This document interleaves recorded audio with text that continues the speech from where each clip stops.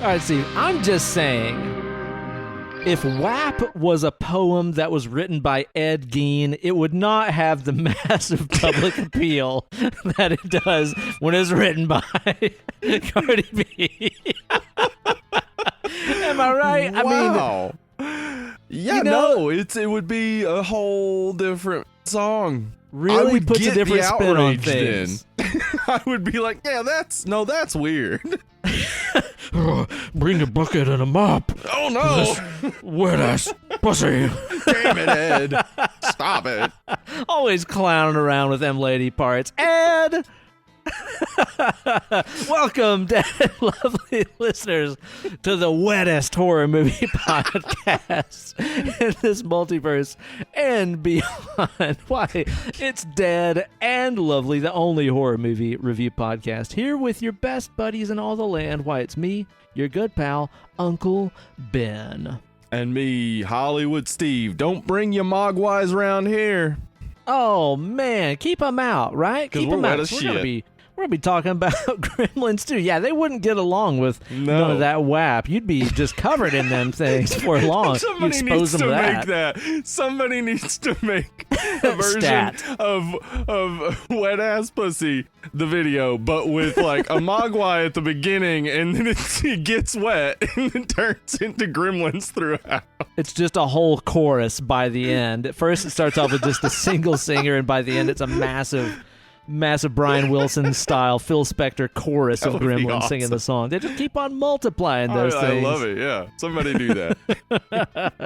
We're going to be talking about Gremlins 2 today, but before we do that, we're going to be drinking a cold beer. We're going to be shooting the shit, talking about what we've been watching, what we've been doing and stuff this week. If you want to get on to the movie review and find out if this is the movie for you, because I know that's why people listen to the show, right? Yeah, there's a timestamp for you right there in the podcast description. Should I watch this movie they're talking about? Let me hear an entire analysis of it. Yeah, it's like, should I spend an hour 20 watching this movie? Let's listen to this 3-hour podcast to help me decide. Yeah, hit the timestamp, busters. Go. Yeah, if you're into that, if that's what you want to do, if you don't want to fucking hang out with us or whatever, I guess. Oh, man. Dude, I'll tell you what, Steve. Every time I just get like a little glimmer of hope, and I'm like, maybe we can start recording the show in person again, because we're still doing this remotely, by the way. We're still doing this remote. Like 1 million more people literally get COVID. 1 million more, yeah. Literally 1 million. And I'll tell you what, Steve, I'll tell you why this shit is happening. Why is that? So earlier today, I had to take Zora to the vet because she gets some injections to help with her arthritis and stuff like that. Right. Took her to the vet. And I was asking our veterinarian, I was like, have you guys had any, like scares or anything? Is everything still cool? Everybody's staying healthy? And she's like, yeah, thankfully everybody here has been good to go. Everybody's gotten tested. Everything's good here. So, we're really lucky though, because I have a friend who is a hairdresser that just had a hell of a story the other day. And I was like, oh yeah? And she's like, yeah. So my friend, this is the vet speaking, my friend that's a hairdresser was cutting this lady's hair, who just like starts busting out in this coughing fit. She's like, oh my God, hang on. I got a cough coming on here. Lady coughs her head off. The beautician is like, oh, girl, you sound like you got that Rona. Ha ha. Lady turns around and is like, yeah, I do. Oh. Yeah. But I had to get my hair cut. I mean, Thanksgiving's coming up. I got to get my hair done before Thanksgiving, so that's just what I had to do. They kicked that bitch out with a half-done haircut on the streets. Yeah, good. I say fucking good. Fuck her. Dude, can you imagine being such an inconsiderate piece of shit? No. That you're like, hey, my barber might have immunocompromised children or people in their household that could literally be killed by this mild case of coronavirus that I have, but I don't really give a fuck. I got to get my hair cut. Or dude, a young person could have lung damage for the rest of their life. Or brain damage. Or heart damage. All sorts of things are coming from coronavirus that are way worse than anything following the flu. So, yeah. It also indicates that this person was going to Thanksgiving despite having the fucking pestilence. Right. I will not be going anywhere for Thanksgiving because of that exact thing that is going to kill a lot of people. and the hospital here in Knoxville are at capacity. So, yeah. Where are you gonna go? This is being recorded. You need a ventilator. 2 days before Thanksgiving, I guess. Right? Yeah. So we might be seeing more fallout already by people getting together for massive gatherings and stuff. We hope everybody out there is staying safe. I hope that everybody has a unique and memorable Thanksgiving without any kind of pestilence in their household or anything that. Zoom, man. It's Zoom crazy. Thanksgiving. How about that? Just make some memories by doing something different. It's not a bad idea. I hope everybody already has done that because, of course, this is coming out after Thanksgiving. Yeah. But man alive, dude. What a fucking crazy time. But man, at the same time, I'm not surprised to see that kind of inconsiderate attitude because I can't tell you how many times I've had people drop off kids for guitar lessons and kids is like, falling asleep in the chair. I'm like, hey, are you okay? And they're like, oh, yeah, I have mono. It's like, what the fuck are you here? Why the fuck are you here? Yeah. Like, shit like that has happened so fucking many times that as soon as I knew it's like, yeah, there's a pandemic in America, I'm like, oh, man, this is going to be fucking bad. This is going to be real bad. Yeah. At this point, we are currently packing our bags and stuff for a nice little beach vacay that we're spending over Thanksgiving there. We decided it's just better to stay away from our families and stuff like that. We got a lot of at-risk people in our family trees and everything, so we have just rented a little place for ourselves right near the beach just for myself and my wife and our dog, and we're just going to be alone somewhere else. I mean, we've been alone in this apartment all year, so now we're going to be alone somewhere else for the Thanksgiving holiday, and I think it's going to be fun. We're having fun for Thanksgiving. Come on, that's awesome. Yeah, it sounds awesome to me, honestly. Like, whenever I told Emily what you guys were doing, she was like, oh, I wish we had done that. It might become a tradition, dude. Like, I have a feeling this is going to get good to me because, like, Thanksgiving is not our holiday at all. I've never liked Thanksgiving. My whole life, I've never liked Thanksgiving at all. I have always loved it because I like food. You're like Bob from Bob's Burgers, dude. Yeah. Yes, I'm exactly like Bob. Yeah, it was once I got to start cooking Thanksgiving for myself that I really fell in love with it because it was just like, oh my God, I can work all year to perfect a recipe. Yes. And then strut it out. Yeah, man. Like, I worked so hard on my gravy. I already started working on it, by the way, for this year. Like, I made my stock, came out a perfect gelatinous stock that is just gonna be so awesome for the gravy. Ooh, I'm excited. I also rendered the chicken fat to use the schmaltz to make the roux.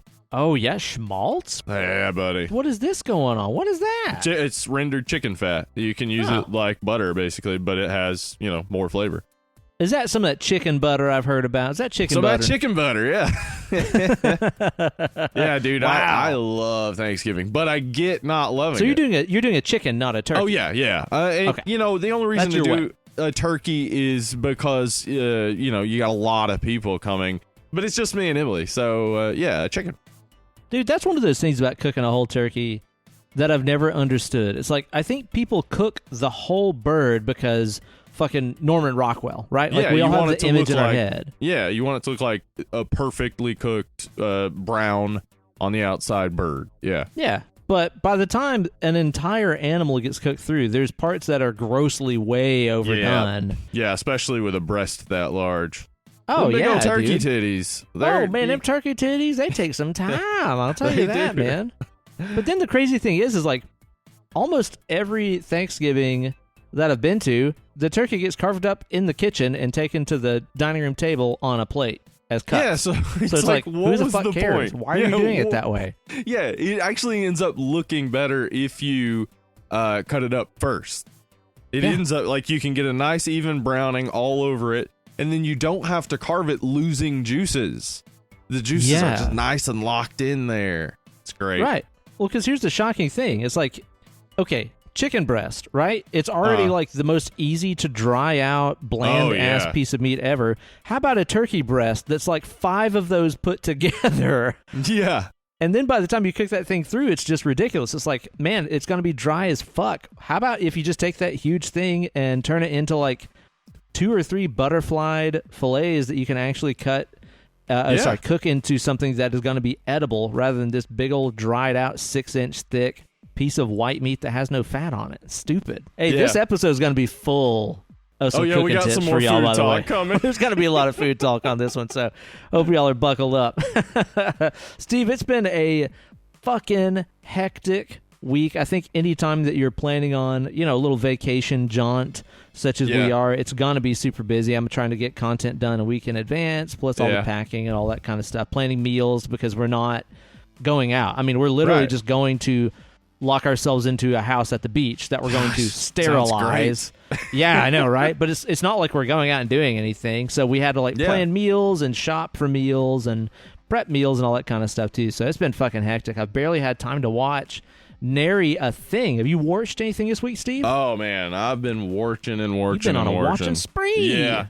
Before I get to any of the horror movies or anything, though, Auntie Donna's big old House of Fun on Netflix. What is that? Go fucking watch it. Oh my god. If you like Mr. Show or Comedy Bang Bang, it's like that. It's a sketch show where all the sketches run into each other, and it's an Australian comedy troupe, and the comedy is insane. It is really. It's so funny. I've not heard anything about this. Yeah, it's probably not been heavily advertised, but they were on the Comedy Bang Bang podcast because Scott Aukerman is a producer on the show, and they were talking about, and the episode was so funny. I was like, well, I'm gonna check this out, and man, it had me in the first 3 minutes. I was just like, what? This is hilarious, and it just gets funnier from there. So check it out. Damn, gotta scope that one out then. Yeah. But I've been watching some horror movies. I like those. Like crazy, my man. I watched a little horror movie called Blood Vessel, which is... Okay, you told me you watched this. I've never heard of this. What this is? Okay, so this is on Shudder. It is, it's a movie about a ship full of... a Nazi ship full of vampires. Now, to say the vampires are Nazis is not exactly... correct, but to say that Nazis have been turned into vampires is true. So I wanted to say a Nazi vampire movie, but that's not accurate. There are vampires that were Nazis, but dude, the main vampire, not a Nazi. But the thing is, it's not like a big budget movie, but the main vampire, the design, the makeup is so good. It looks great. I loved it. Not an amazing movie, but I don't think it was aiming for amazing. It is a pretty good action horror movie. Okay, I'll check that one out. Worth a watch.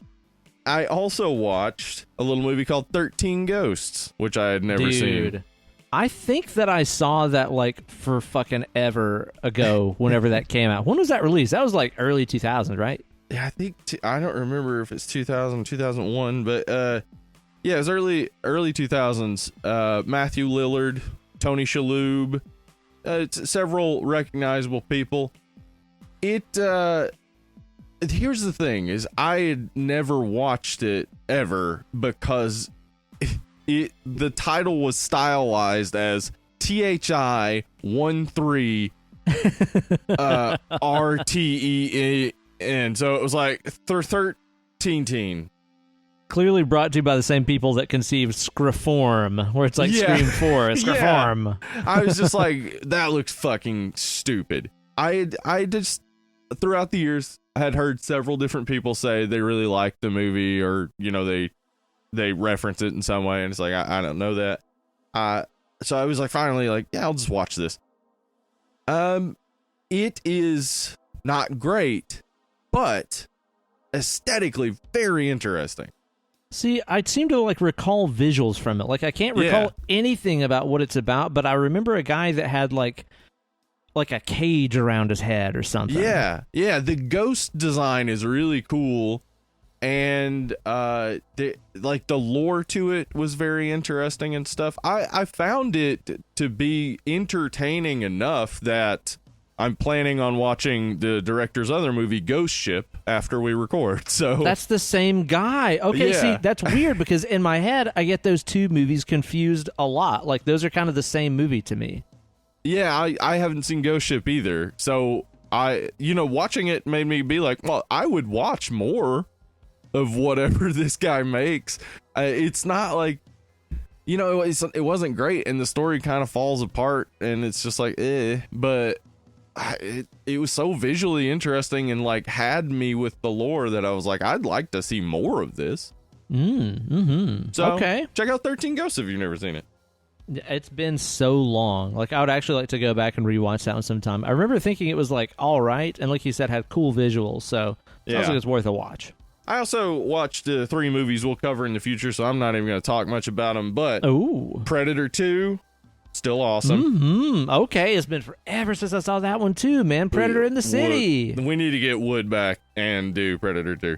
Get old Andy Wood back. I think you're right. We should do that. The Love Witch, which I hadn't seen, and we have to do because I haven't seen that one. Enamored with that.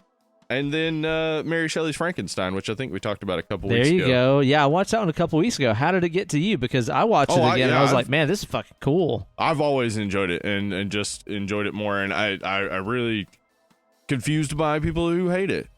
I know, right? I get people who aren't just aren't into it, but there are people out there who like hate it. So that's weird. We'll have to do it do you in the not future like at seeing some point. Helena Bonham Carter getting heart punched? What's the matter with you?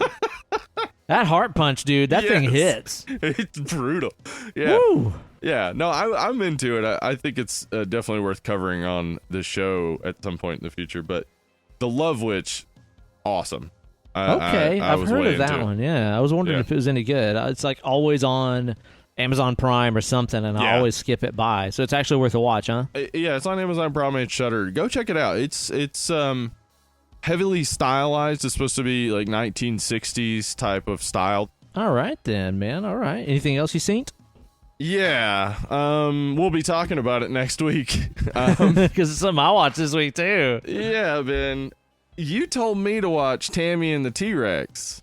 Because my wife had told me to watch it because she watched it one night while I was editing video. I was here like editing video like a maniac on my computer, and Kate was like, I'm just going to put this on in the background because I edit in the same room that the TV is in. And I think editing my video took twice as long as usual because I kept just turning around and watching the TV being like, what the fuck are you watching? It is a treasure. Dude, my mind was blown watching that movie to the point of like I watched it yesterday and was just like, we have to do this. Yeah. Because I'm going to be obsessed with it for a week anyway. So I might as well write down my notes and turn it into talk content, man. Yeah. Fuck it, man. Anything you can, turn it into content. Yeah, it's going to be fun to talk about that one on the show because it is just a ridiculous fucking movie. It's on Showtime as of the time of recording of this, as of November 24th. It's also on Shudder. Oh, it's on Shudder too. Yeah. Uh-huh. Is it the unrated Tanny and the Teenage T-Rex cut? Yeah, it's the full Tanny and the Teenage T-Rex. God, we're gonna have to. I don't want to say anything about it because there's so much. There's so much to talk about. It's a treasure, and watch it, listeners, to get ready for when we review it because it's fucking awesome, man. Okay, cool. So, yeah, good stuff, man. Good stuff. I've also had time to watch a couple of things this week, but nothing all that much, man. The other night, I texted you and I was like, man, I need something just to have on. I've had a busy day. I finally get a chance to sit down and practice some guitar for a minute. What should I put on? And you suggested a Summer of 84.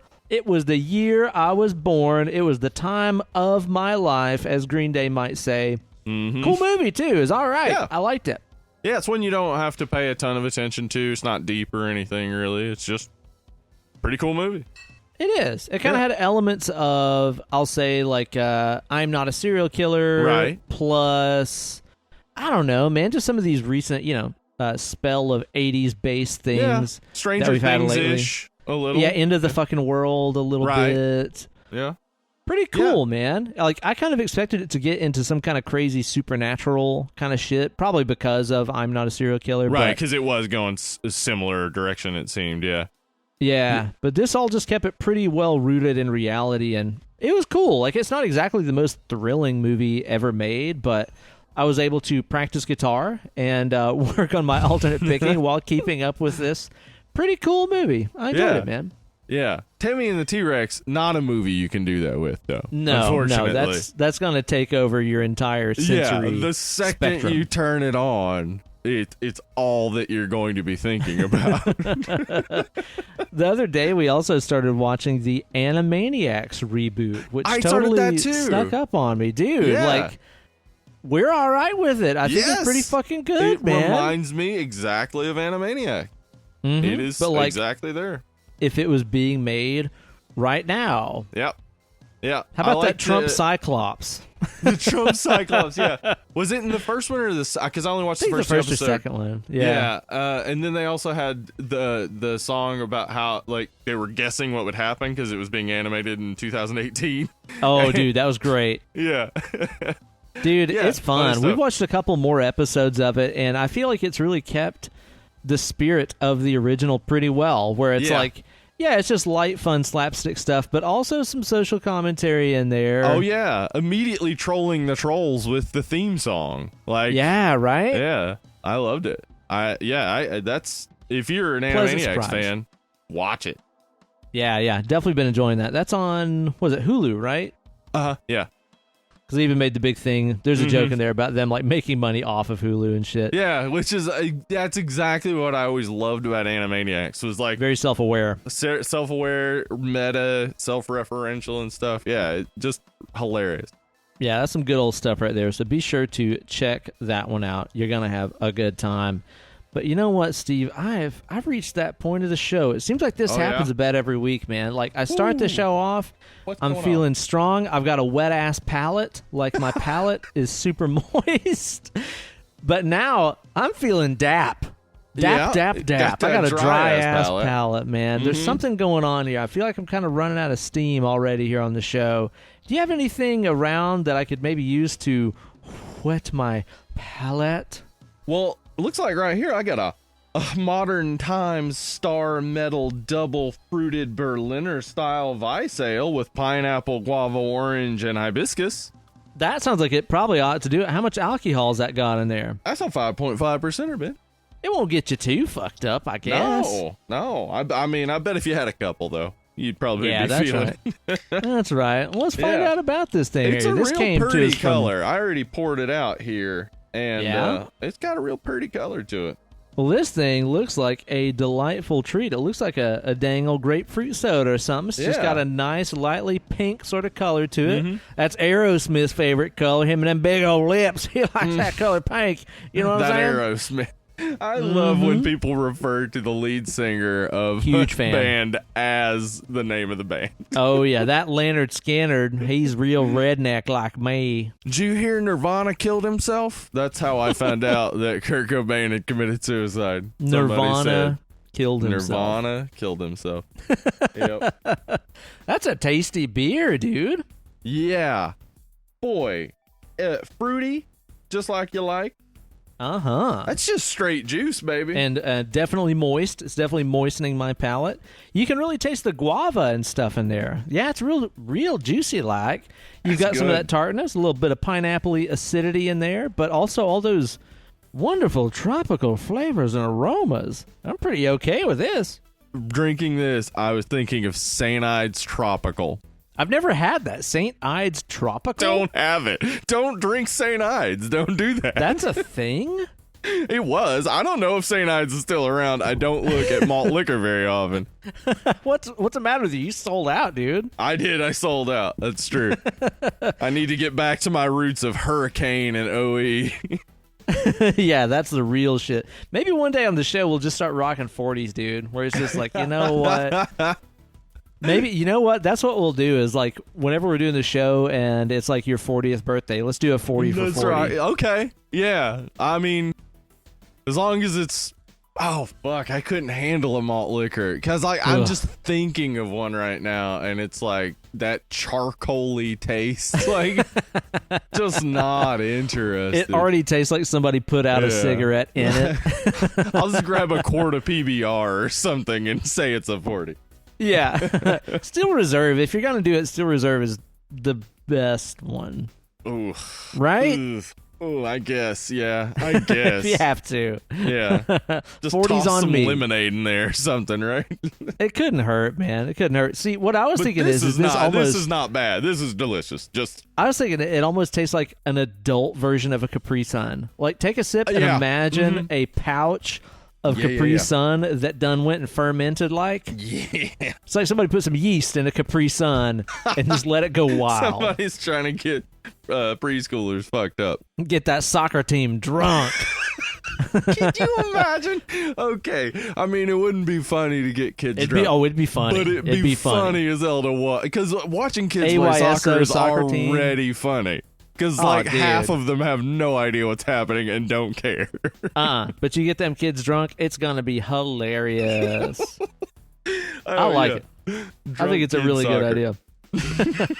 Right there is a really tasty old beer. I am enjoying that very much. Yeah, that is really good. But you know what, Steve? We're entering into the holiday season here. As this airs, Thanksgiving will have already passed on, and we're into the holidays. And I know that people, whether they are staying in and preparing food for their loved ones, or they're unwisely going out and infecting their family with the pestilence, either way, they're going to be making a lot of foods and drinks and stuff like this at home.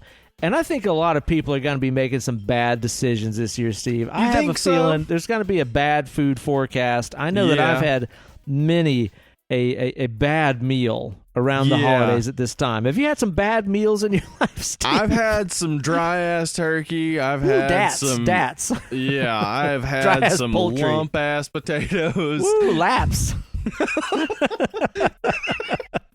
Everything goes back to Cardi and Megan. It all goes back. Yeah. It all goes back. Yeah, I've had some bad stuff. I mean, luckily growing up, I mostly had good food, but I have had some stuff where it's like, ooh, no. This is terrible. And you happen to come across a treasure trove of absolutely abominable recipes the other day. You sent me this thing. My mind, Ben. Dude, I was seriously like trying to lay down and go to sleep. And I started reading through these things, and it kept me up for a while because I was just imagining these crimes against food that this person is committing. And then the thing about this is, Steve, is whenever you showed me this list of just absolutely abhorrent recipes, I was like, this has to be a joke. Like, this is a meme. That's what I thought.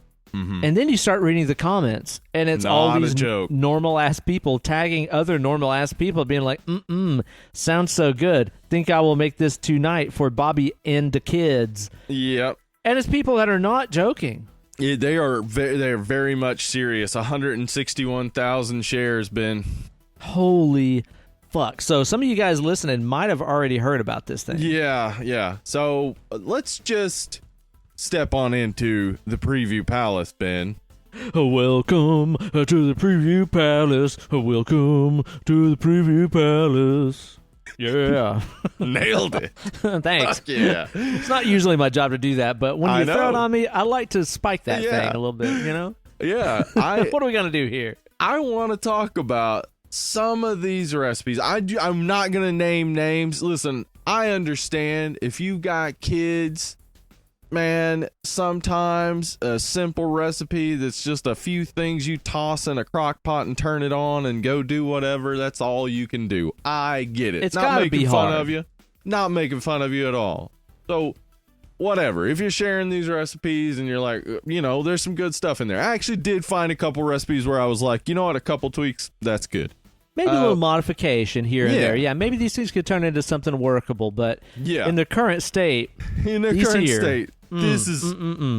is a crime against humanity. And you found this shared on the Facebook.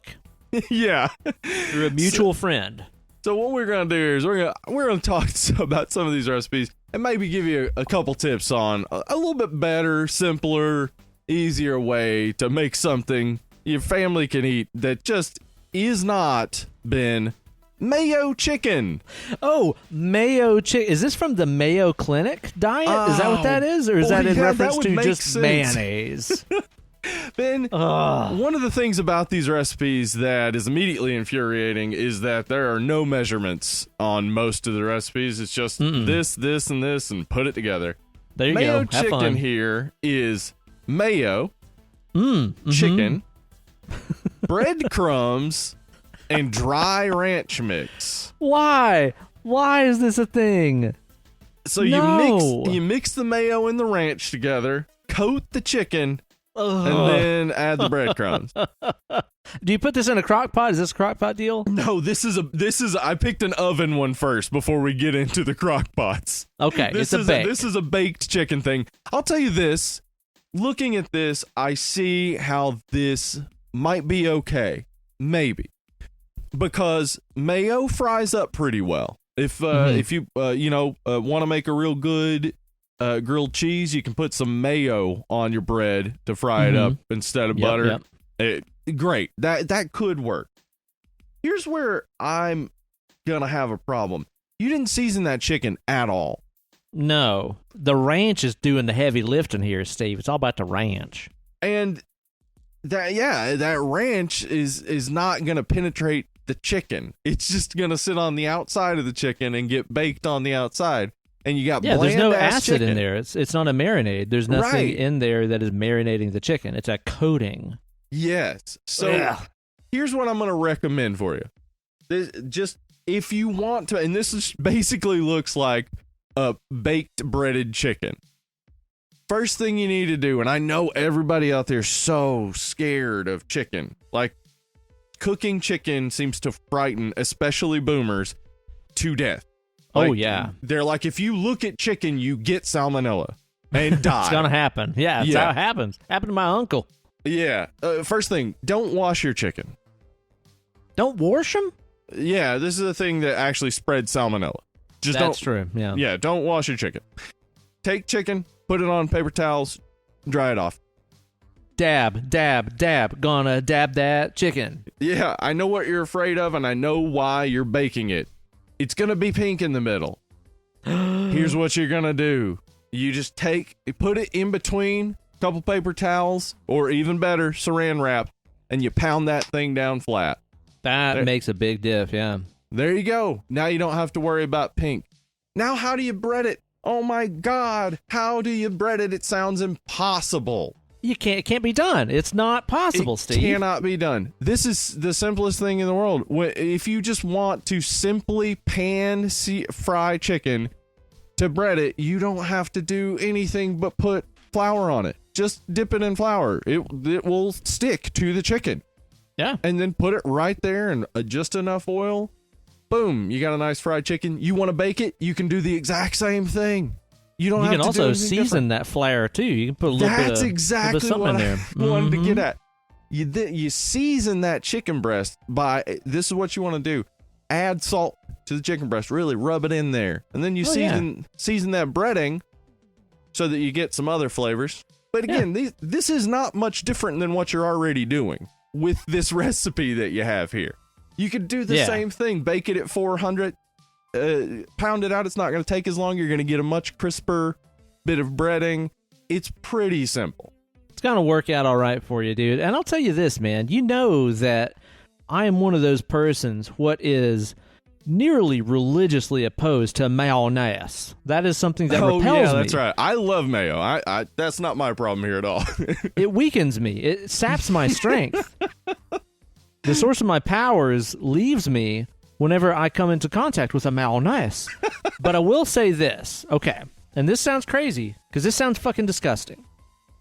Some of the best chicken wings I've ever had. Okay. And you can do this with chicken wings. You can do it with chicken thighs. I've done it with chicken thighs. You can do this on a grill. You can do this in an oven or a broiler on a rack. Everybody's got one of those. Not a big deal. We do these in like our little toaster oven, mini oven kind of thing all the time. Dude, our friends John and Aaron make some wings that they just call fish sauce wings. Uh-huh. Picture in your mind, you got some chicken. Uh-huh. You toss it in a bowl and coat those things with a mixture of mayonnaise, uh-huh, fish sauce. Yeah. You know, you want to use a good Thai or Vietnamese fish sauce, just something with Not anchovy extract. That's a secret about fish sauce. Don't use anything that says anchovy extract. Use something that has anchovy listed in the ingredients. Mm-hmm. So mayonnaise, fish sauce. You want just some sambal or some sriracha in there. And a fuck ton of lime juice. Yeah. You marinate those things for a few hours. You grill them or, broil them, bake them, whatever you want to do on a rack. All of that, like mayonnaise and stuff like that, just kind of like sloughs off of it, really, and just seals it up to where it makes just an incredible juicy interior and crispy exterior. All that funky, nasty fish sauce smell, it all cooks off and stuff, and you are left with one of the most enjoyable wings or thighs I guarantee you've ever had. If you want to do that, great. It doesn't really take that much more time, honestly, than this abomination that you described, known as Mao chicken. Yeah. That actually sounds great. Yeah. Dude, they're nuts, I'm telling you. And I was like, there's no way I'm eating these. This is like a lot of disgusting things. Then I ate it, and I'm like, this is fucking awesome. Give me more.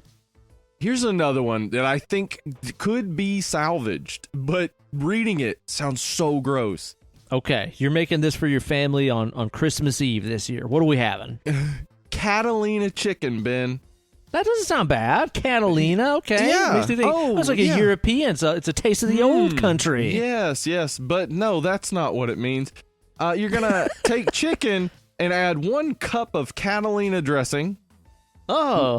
Which is also known as French dressing, I think, right? It's that red stuff, right? Yeah. Half a cup of peach preserves. Oh, so sugar. Dry onion soup mix, and 1.5 tablespoons of cornstarch. Now, what? Okay. It's going to make goop. I mean, between all the sugar from the peaches and the cornstarch, this is definitely going to be some goop. It's going to be some goop. And you put this in a crock pot. Now, here's the absolute end of any sort of flavor is putting chicken in a crock pot. You are boiling it. The crock pot, dude. Okay, Steve, let me just ask you this. What is the proper use of a crock pot? What do you use a crock pot to make? Make stock. Correct. Yeah. It is a fucking countertop stock pot. That is what a crock pot is good for. Yeah, there are other legit uses that are similar, basically. Basically, you're trying to extract something over a long period of time. Dude, I'll tell you what, though, man. If I was, stranded on a desert island like that guy that we talked about in our newest Patreon-exclusive episode all about the Creepshow animated series, support us on Patreon. Where's the address? What's it? Patreon.com. What? /Dead&Lovely. That's right. Support us there. You'll know what I'm talking about. Ha ha ha. Some organic promotion, right? Yeah. If I was stranded on a desert island, I would like to have a crock pot because the mysterious thing about crock pots is you can put anything into it, come back 2 or 3 hours later, and it's food, and the pot will be full of liquid. Yeah. What's all the liquid coming from in a crock pot? Dude, well, I swear, you could put a whole sleeve of saltine crackers in a crock pot, come back 2 hours later, and you'd have 4 cups of water. What's it doing? Is it pulling it from the air? What's all this crock pot liquid? It's all the steam that normally escapes being preserved by the, convection. But it's not doing any kind of cool braising. It's just soaking in its own bath water. That's what a crock pot does. Yeah, that is exactly it. It's ruinous. You cannot you cannot make a good chicken breast by boiling it. You're going against all logic there. Here's what I do think this is fixable though, because what it looks like they're making here is a sort of sweet onion type of glaze or something to add to their chicken. I get it. That makes sense. Yeah, why not instead take the half cup peach preserves, throw the Catalina dressing out the window. Toss it. Also, no dry onion soup mix. Here's what you're going to need. Use real onions if you can. But if you can't, a tablespoon of onion powder, fine. Sure. Add that to the peach preserves with some chicken stock. Get you a nice boil. Add your cornstarch. You got a good glaze there. Reduce that shit down a little bit, man. Yeah. And then I would say that would probably go best with grilled chicken. But either way it goes, just take your chicken, pound it out, as I said before, salt it a little bit. pan-sear it, then toss your glaze on. I'm sure that would be delicious. That's got to be better for sure than it just sitting there swimming in its own fucking soup for a couple of hours, right? Yeah, and again, I understand if, you have kids. Some shit is just, I cannot do that. But yeah, my assumption is a lot of people are just afraid of cooking, and that's why these sort of recipes are being shared so much. I think so. Ben, let me tell you a little bit about beefy bow ties. Well, that sounds absolutely vulgar. Is this a male exotic dancing club? Beefy bow ties? Beefy bow ties. Now, Ben, you've nailed it, because looking at this looks like something they might serve at like a buffet at a really bad strip club. Yeah. Okay, so it is bow tie pasta. Fine. I like that. Beef, you're not gonna love this because this is ground beef. I know you're not a big fan of like ground beefy things. Is that true? I've gotten over that. I had that really weird experience years ago where I quick version of this story. Yeah, I had this hyper realistic, disgusting dream about ground beef that had centipedes in it. Oh God! Yeah, I can see why that would fuck you up, dude. It turned me off to ground beef for like probably I think 2 years. Like it didn't matter what it was, a burger, a spaghetti, whatever. Like I couldn't shake that imagery. The dream was so real. I had the centipedes and the beef in my hands. That's a sentence people don't get to say very often, by the way. Limited amount of people have said that sentence. And most of them are evil. Yeah, or dead. Yeah, or dead. And, I just couldn't shake that. But yes, I have recovered from my ground beef aversion. All right, good. Yes. Good. So bow tie pasta, beef. It just says beef, but I'm assuming ground beef. Okay. Salsa, again, no measurement. 1 can cheddar cheese soup. Okay, the cans of soup. Here it comes, man. This is the boomer special, dude. If you're not making a recipe, let me rephrase that. If you ain't making a recipe without cream of mushroom, cream of broccoli, or cream of cheddar soup, you might not be a boomer. For real. Holy fuck. Why? Goop. Why? It's just fucking mess. It has no flavor. It's just liquid. Disgusting. It's so easily replaceable too with much better stuff. Like anyway. And here's the thing, Steve. I'll just put this out here too. By the way, making your own cream of mushroom type soup. Yeah. Either to eat on its own with a crusty bread, which is a fucking delight. Yeah. Or to use as an addition is not hard. It's not hard, and it's way better. Dude, it's like you can buy pre-chopped fucking mushrooms. You don't have to get a knife out.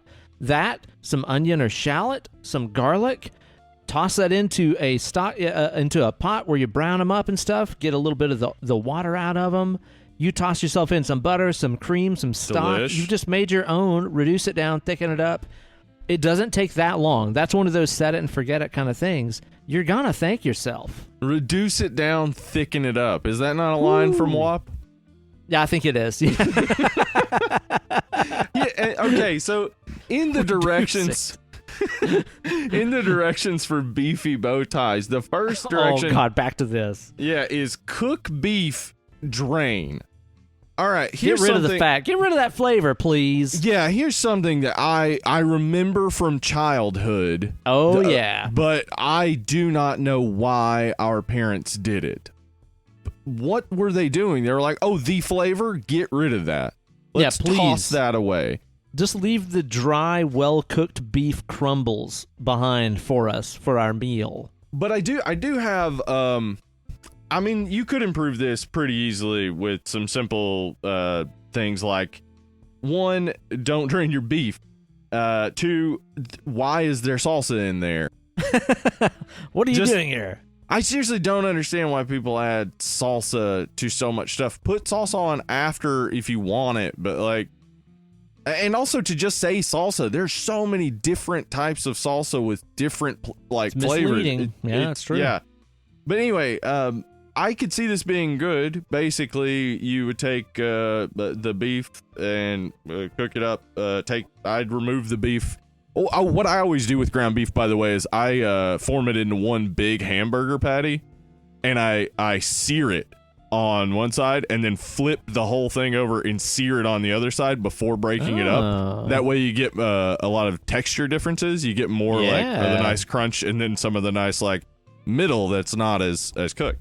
I'd say that large surface area also helps you develop some fond on the bottom of the pan. Exactly. Real flavor. Exactly. You remove that, add in some onions and garlic, stir that up. Mushrooms, whatever you want. Yeah, add mushrooms, whatever. Hit it with a little stock, then finish it up with a little bit of cream and butter. If you got some booze to toss in there, some wine or something like that, that'll help fucking deglaze that pan real nice. Hell yeah. All of that is going to make, and if you want to, I wouldn't add cheddar, but you could add cheese to that. Add maybe some Parmesan. I'm telling you. That's very common. A nice Gruyere. This is not all that hard to find. That could be good. And again, it's not much different than what is being sold here. It's just that what's being sold here is so gross. We're talking like 15% more effort. This isn't like, well, first you got to acquire some truffles. Like, it's not like that.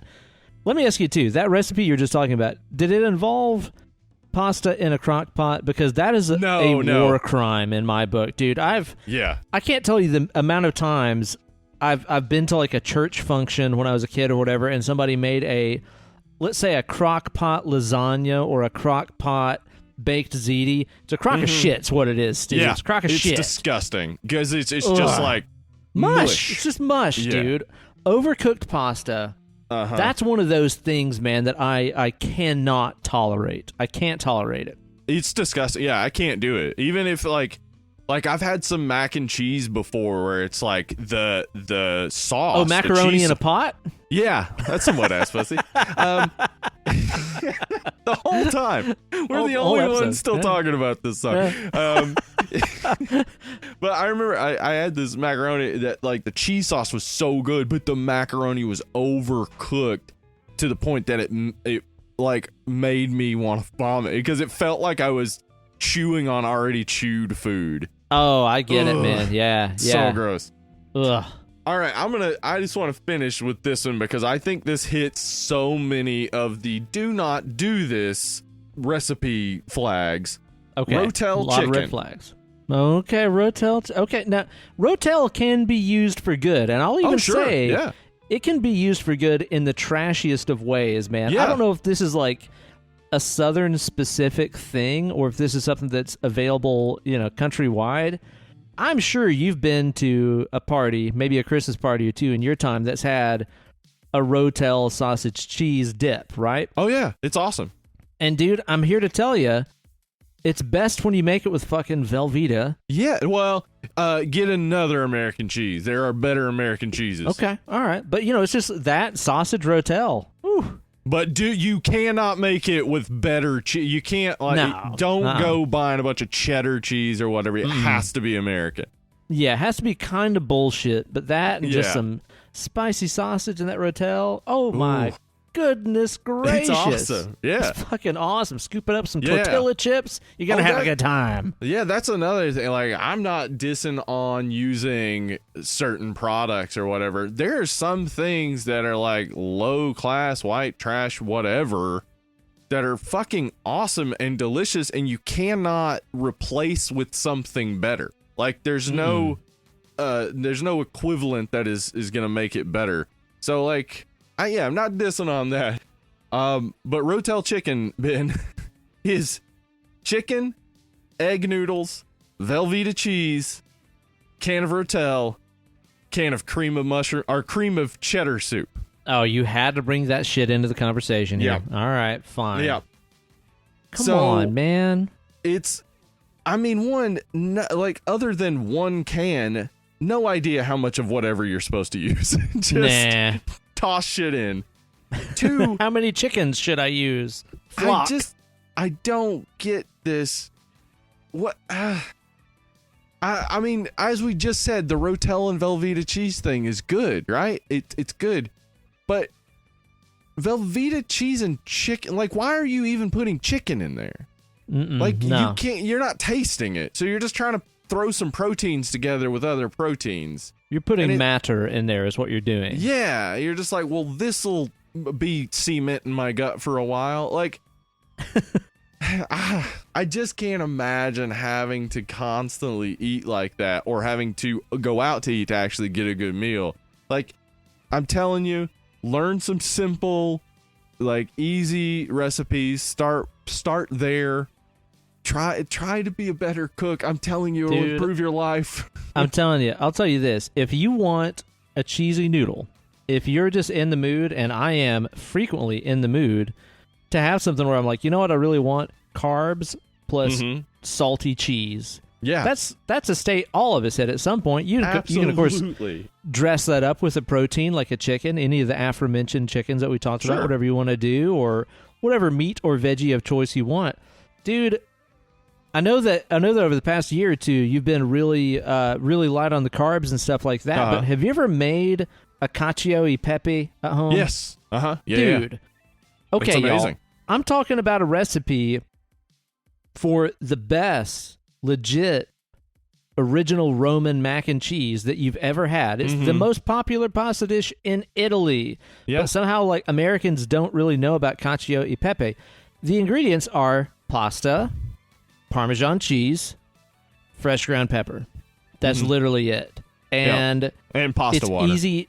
Yeah, exactly. And it's like, is that an ingredient? It's just what you were cooking. Yeah. You know?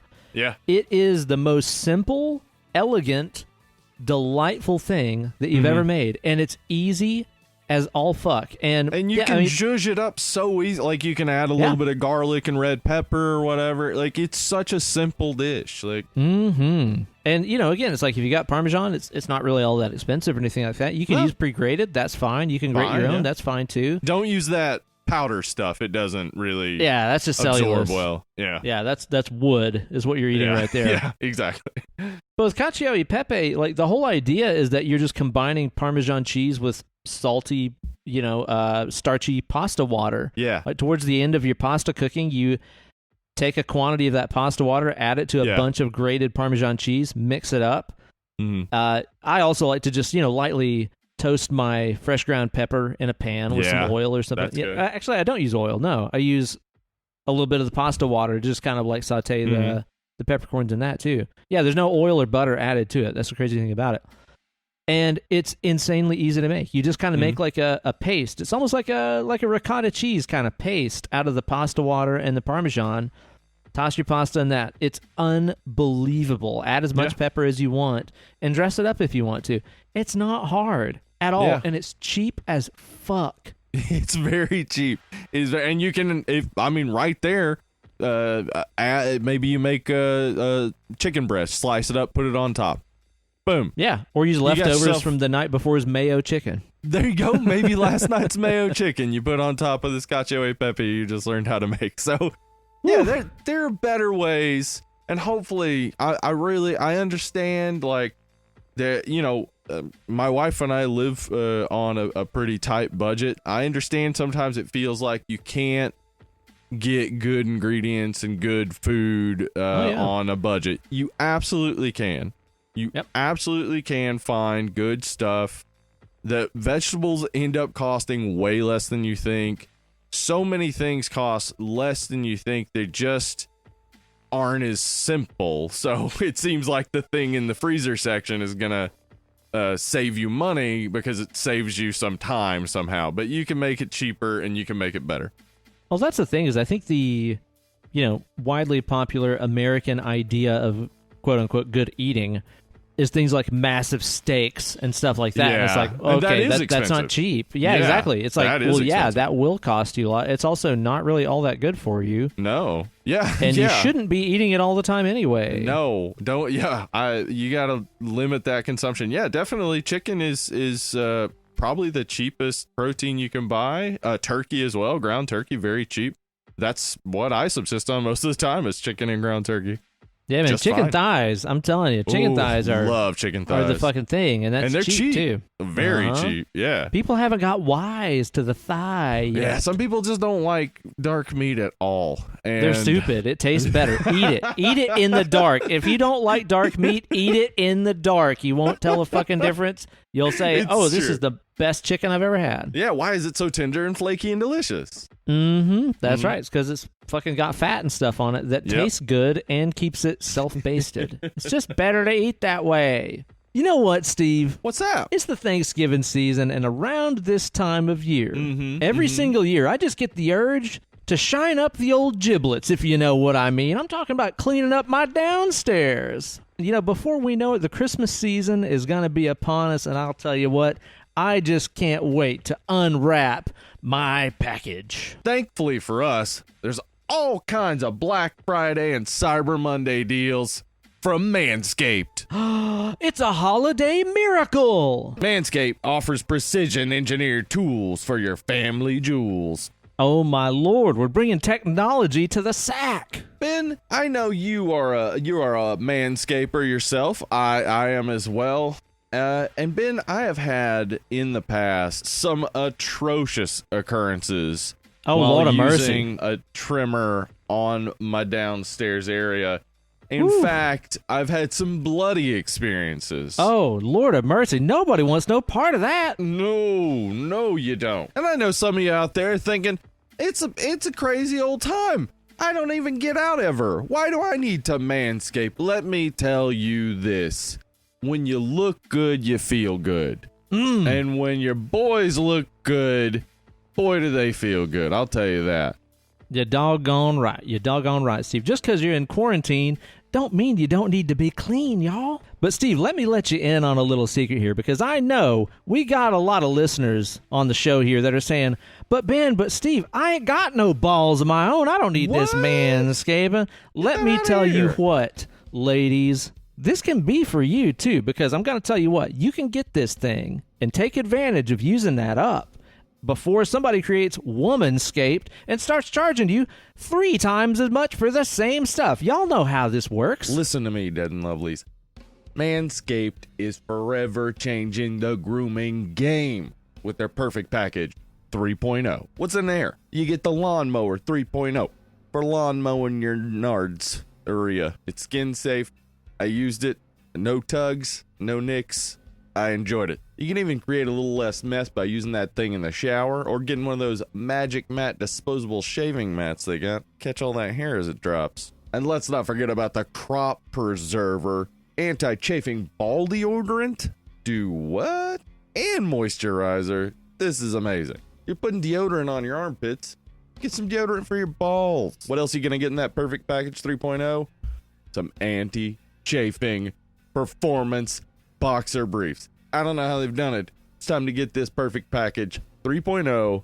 Get clean like Mean Gene's bald head. Get 20% off and free shipping with the code DEAD20. That's DEAD20 at manscaped.com. So this holiday season, be sure to trim the tree and trim up your balls with Manscaped. Your balls will thank you. And so will the people that love your balls.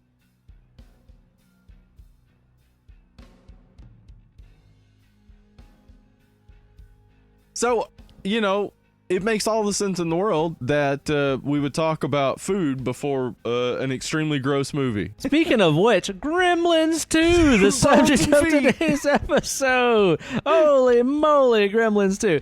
Steve, this is the first time that I've ever seen this movie. This is the first time. Because, as I've told on the show before, but I know that everybody's episode of Dead and Lovely might be the first episode, so bear with me, Dead and Lovely loyalists. As a kinder kid, during my child days, this came out in, 1990, right? 90, yeah. So this was right at the time when I was bedridden on the couch with the chicken pox. Oh, man. I can clearly remember eating some chocolate chip ice cream while I was sitting there on the couch with a blanket over my lap, just, really hamming it up, acting like these chicken pox were so bad that way I could get maximum ice cream and couch time. It really wasn't that bad. Like, I don't remember the chicken pox being that bad. Were they that bad for you? For me, it was the same thing, just playing video games. And yeah. It was like, I have bumps on me. They itch a little bit. I'll take a calamine bath every night. I remember sleeping a little bit more, but I think that was probably just because I was home. Yeah, for real, right? Like, I remember just being like, well, this is supposed to be bad. I get more Nintendo and TV time, so let's go with it. I might get them again one day. I don't know. It sounds pretty fun. It's less fun when you're an adult because it less comes fun. back as Way shingles. less fun. Yeah. Hard pass. Hard pass. So whenever I was on the couch eating my chocolate chip or chocolate ripple, actually now that I think about it, it was a chocolate ripple Mayfield ice cream that my Nana bought me. I was eating that, and the commercial for Gremlins 2 would come on the television, and I couldn't get out of the room fast enough. I couldn't even make it to the TV to turn it off. I would just have to leave the fucking room because that commercial with these little gremlins and stuff on it scared the dog shit out of me. I'd never seen the original by that point, too, because the original came out the year I was born. It came out in 84, right? Yeah. 84 is a massive year for movies. Yeah. And so when this movie came out 6 years later, uncharacteristically late for an 80s sequel, I had never seen any of these things before. So I would see those gremlins on the TV, and it would just freak me the fuck out. So I never watched this movie until 2 days ago. And it's the most normal movie you've ever seen, right? It's totally normal. It's a very normal movie. Yep. Not really a lot to mention here or talk about or anything that's strange about it. When did you see it the first time, Steve? Oh, I saw it back in the day. I remember being excited about it because it was advertised heavily in comic books. It was, yeah. Dude, I would fucking skip over the pages that had the ads on it. Like glue them together, rip them out if I could. I don't want to look at them things. And I remember, my cousins and I, we were always hanging out watching movies. We loved Gremlins because, Gizmo was cute. Like, that was the thing. Gizmo was the baby adorable. Yoda of the day. Yeah, and it also had adventure. Like, that is kind of interesting. Baby Yoda really is in some ways playing on the same field as Gremlins because it's a super cute little thing that has adventures with a guy who's trying to keep it safe. There you go. That's pretty much it. Yeah. But yeah, we liked it. And then Gremlins 2, like, saw the previews.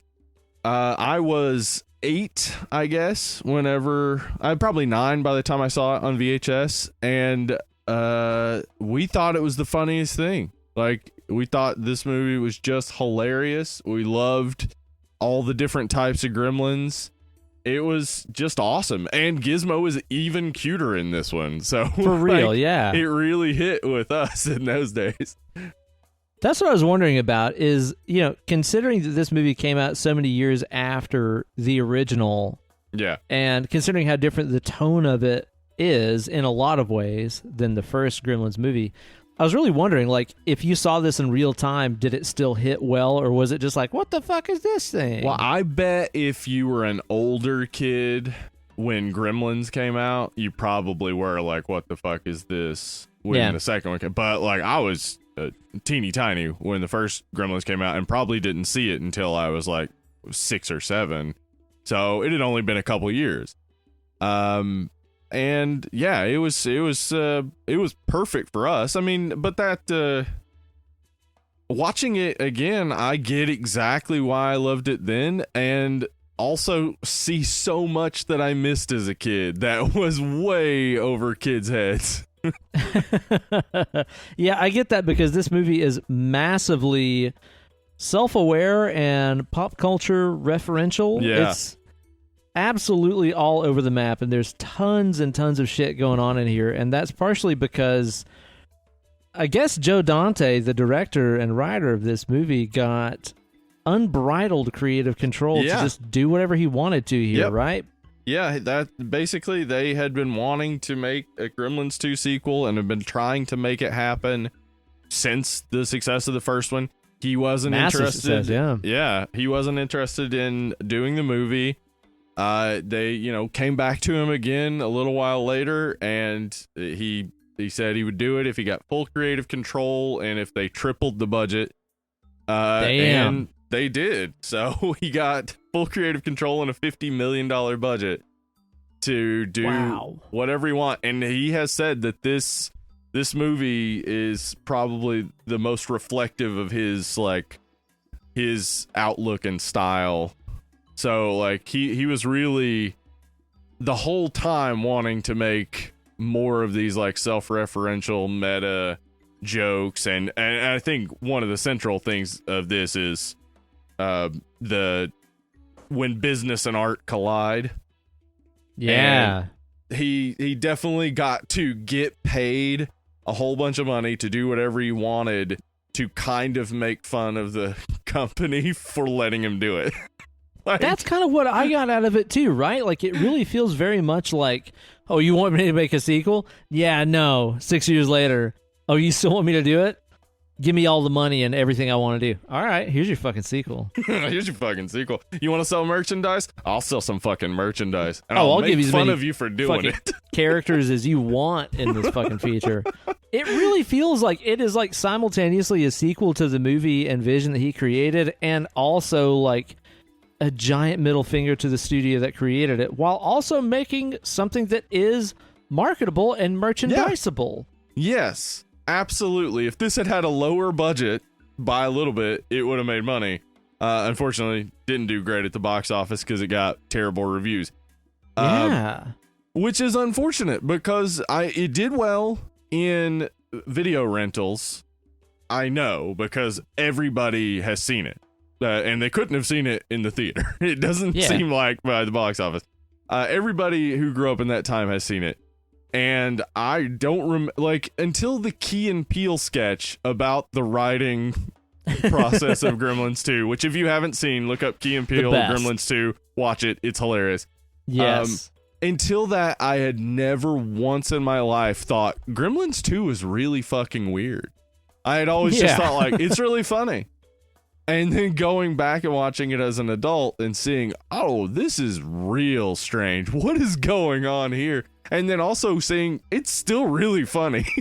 Yeah, it is. It's still really funny, and it's really good. And I think that a lot of that funniness is sort of foreshadowed in the movie by the opening sequence that you get, which is like I don't know, how long is it? Maybe 7-minute Warner Brothers Looney Tunes skit right at the start of the flick. Yeah. Like, you know, we bought the movie on Amazon the other day and hit play on it, and it started, and it was just like, and now a cartoon. And I was like, what is this?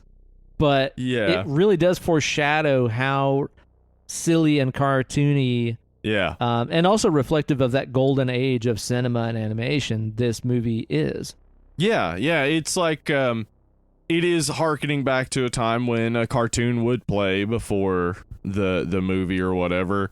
And it's making you think like, oh, is this a cartoon short before? Has it started? But it's part of the movie. Yeah, it does like go along with Joe Dante's kind of embracing of anarchy type of feel that he went for in the first Gremlins and in this one, just really letting it go wild and letting it go loose. That first bit is, and then like, we get introduced, back to the guy at the in Chinatown. What is his name? Mr. Wing. Yeah, Mr. Wing, the guy that owns the shop, right? Yeah. Gizmo's owner. We get to see him, and we get introduced to the guy who's supposed to be our villain, Daniel Clamp. And it is. Actually, in the first of the movie, it's his like sidekick guy, right? Forrester comes in trying to buy the shop. They bring in the TV, and Daniel Clamp is talking to him through he's on the it. TV. Yeah. Okay. Yeah, and that is all a little bit silly, but it's also just like, oh, this is kind of the same tone of the first one, just because the first one had like the bank and everything. It was a small town. Now we've moved to a big town, and this guy's store is trying to be bought out by these developers. So it's kind of a similar tone. I get it. No idea that it's going to end up where it ends up from the beginning. Like, he goes from this crazy cartoon to just regular kind of grounded stuff. And then we get to see Billy and Kate. They now live in the big city, living in sin. Yeah. Not even married. This was always like a thing that I remember a lot from the 80s and 90s. The premise that getting married costs a whole lot of money. Like, it really doesn't. You don't like, that's your choice. Like, you can have a giant ass wedding if you want to, but you actually don't have to. Yeah, you can just go get the license. Boom, you're married. Good job. Yeah, but basically they're both working here in Clamp Tower. Ben, Clamp Tower. Clamp. Now, it's obvious, I think, that they, it seems like this Daniel Clamp is obviously a Donald Trump jab. Absolutely. You watch the movie and you're like, boy, they must think a lot of Trump. Yeah, he must be a sweet guy, because it turns out in this movie that he's just kind of like, yeah, he's created this big machine that has all kinds of inner workings that he doesn't really even know anymore what's going on, but he seems like a likable enough guy, right? Yeah, he seems like a Willy Wonka type. It's just a little bit silly, over the top. So originally in the script, it is supposed to be like a take on Donald Trump and Ted Turner, and he was supposed to be just fully a villain. But John Glover came in and played it the way he played it, and they liked that, the idea that it would make it a bit more light and playful. So originally, just as a theme for every time we talk about a movie that has a Trump character in it, which is a ton of movies for some reason, they always are making fun of Trump every single time. It's just in this case, the butt of many a joke, Steve. Yeah. It just his whole life. How did he become president? Anyway, so Daniel Clamp, was supposed to be a Trump type, but he ends up being a bit more of this, like, he's less of the villain as his security guy, who's played by Robert Picardo. He becomes more of the human villain, though the Gremlins are our main villains. And then we also got there's just so much going on in this movie. Gosh, it's hard to establish basically the story. But essentially, Billy and Kate, and then there's also, for some reason, a science lab in this building, and they were at the building where Mr. Wing lived whenever he died, and caught Gizmo. It's all pretty, like, just... It happened because it happened. Just go with it. It happened because it happened. Like, we need to get Gizmo to this building where they are.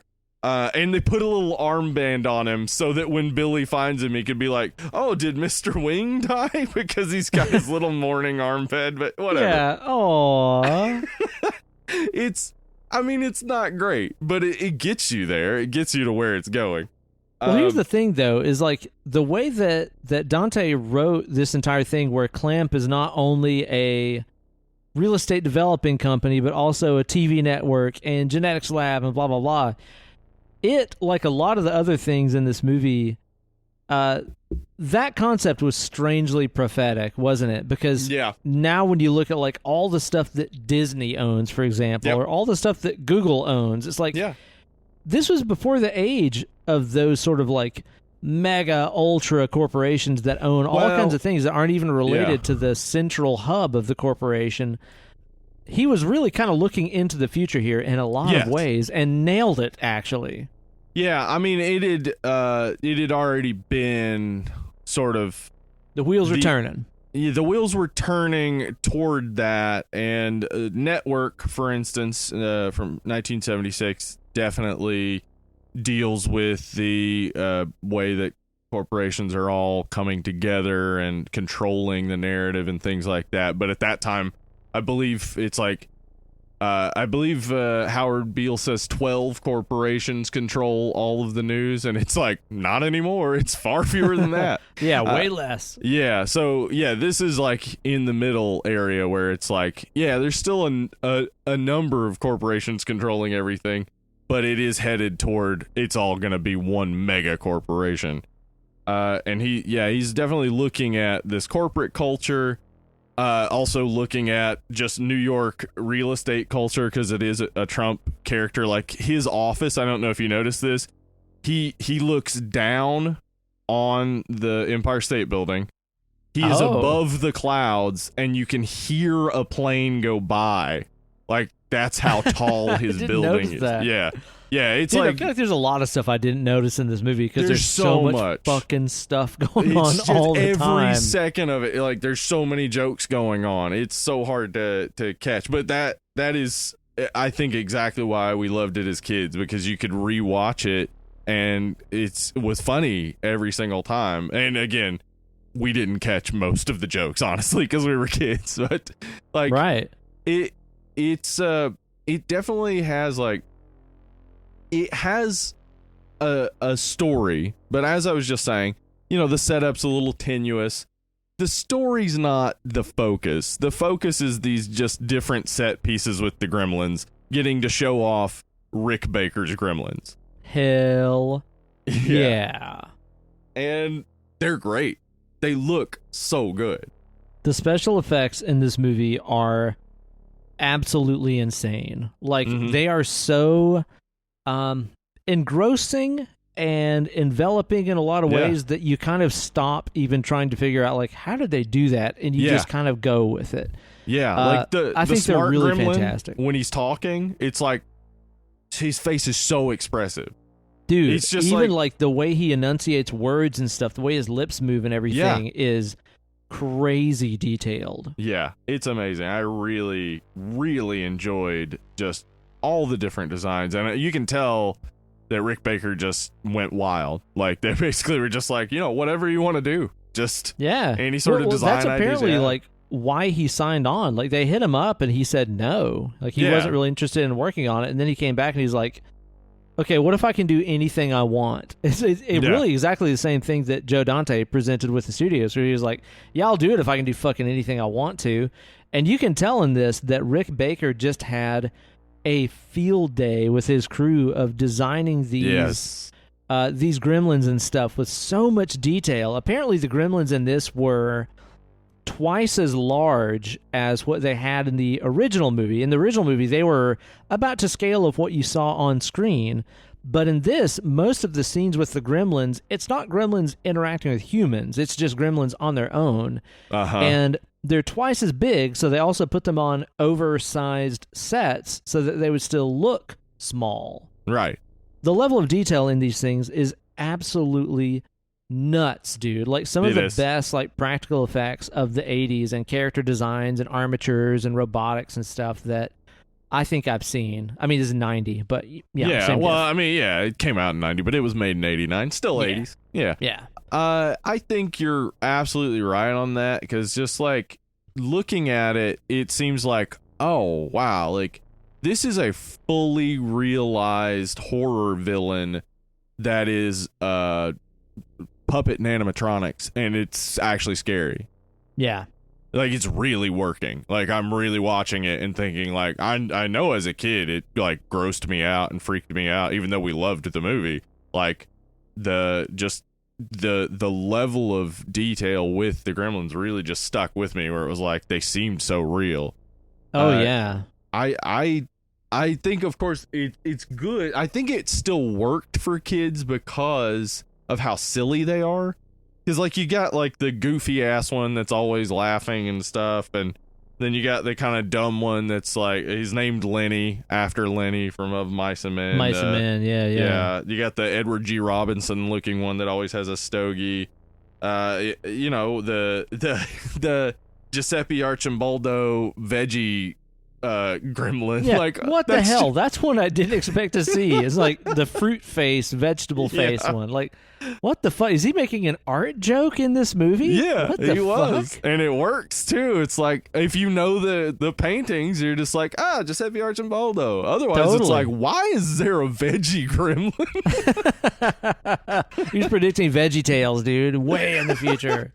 But yeah, like, all of the different ideas. And I love that they also did the electricity gremlin, which uses some like other than practical effects to a good degree. Like, the animation on that when he's like stuck in the phone and stuff is so cool. And I also like too that the Electro Gremlin turned out to be a kind of linchpin of the whole story with the ending and stuff, with him getting zapped, which apparently was not the original idea. The original idea for the ending is that they would pump concrete into the building and like encase them all in concrete, but they were like way over budget, and it was like, we can't really do that. It'll cost too much to do that shot. Animate it.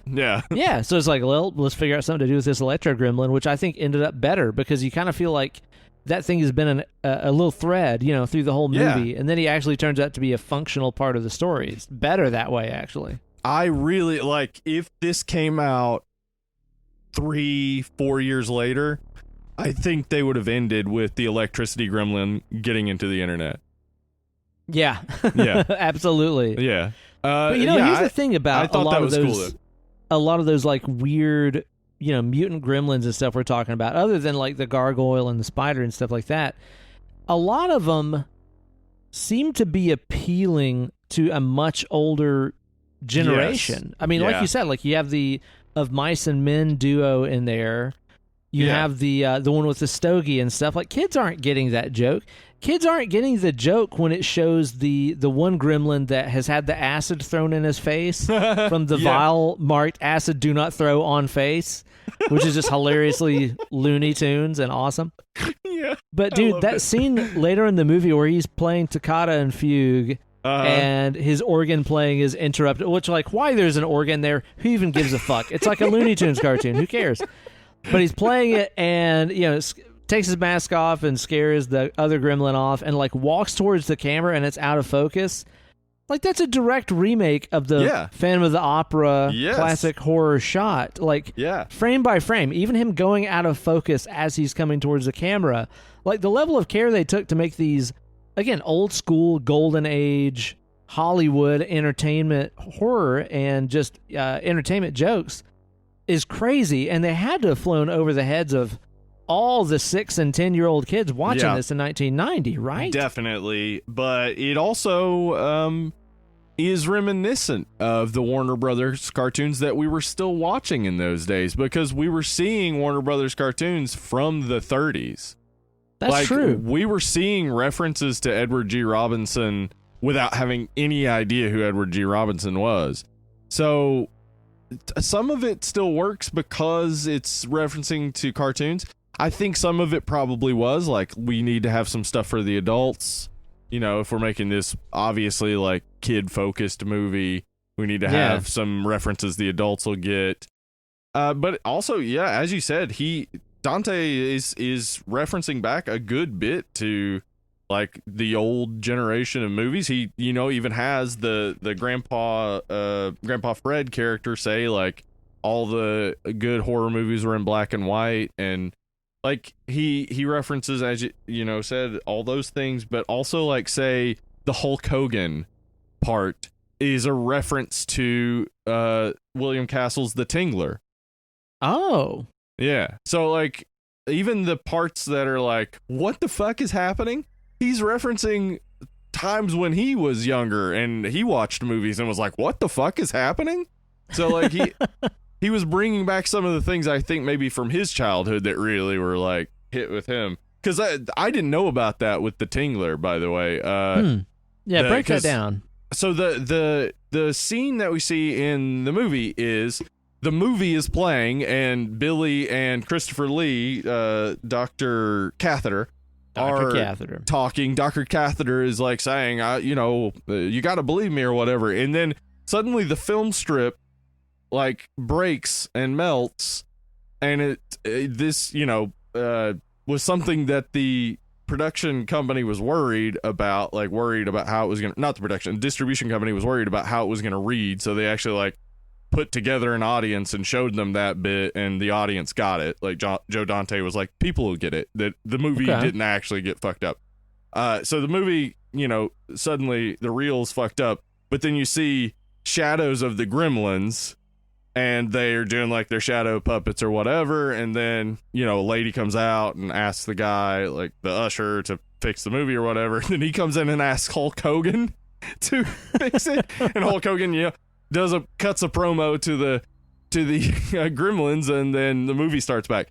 So in The Tingler, William Castle was really like known for doing gimmicks, and in fact, if you watch a lot of William Castle movies now, it's just like campy and silly because the idea was to experience it in the theater. So The Tingler, he in certain big theaters had set up this system that would vibrate some of the seats. Make that ass vibrate. All right. Yeah. And at a certain point in The Tingler, there's a movie in the movie segment, and then the reel suddenly cuts, and a woman in the audience is supposed to scream, and then you see the tingler that has been talked about throughout, like a shadow goes across the screen, and then all the lights went out, and then you would hear Vincent Price's voice saying something similar to what Hulk says, except that they should scream and panic or whatever, and then the movie would come back on. So it's a real cool like trick, but obviously it doesn't translate to home video. But so yeah, he's referencing back to that in this like really interesting meta way, but also adding this level of absurdity and ridiculousness by, for some reason, having Hulk Hogan in the audience watching the movie that the Gremlins put up instead of the movie they're supposed to be seeing. That's one of the funniest bits to me, is that the audience, like the Gremlins have changed the movie to this like nudist film, and most of the audience is just watching it. Like they're just sitting there watching it. Dude, that's where this movie gets just like ridiculously meta on top of meta, where like you're like, okay, so the movie I'm watching is me watching Hulk Hogan and all these other people watch Gremlins 2?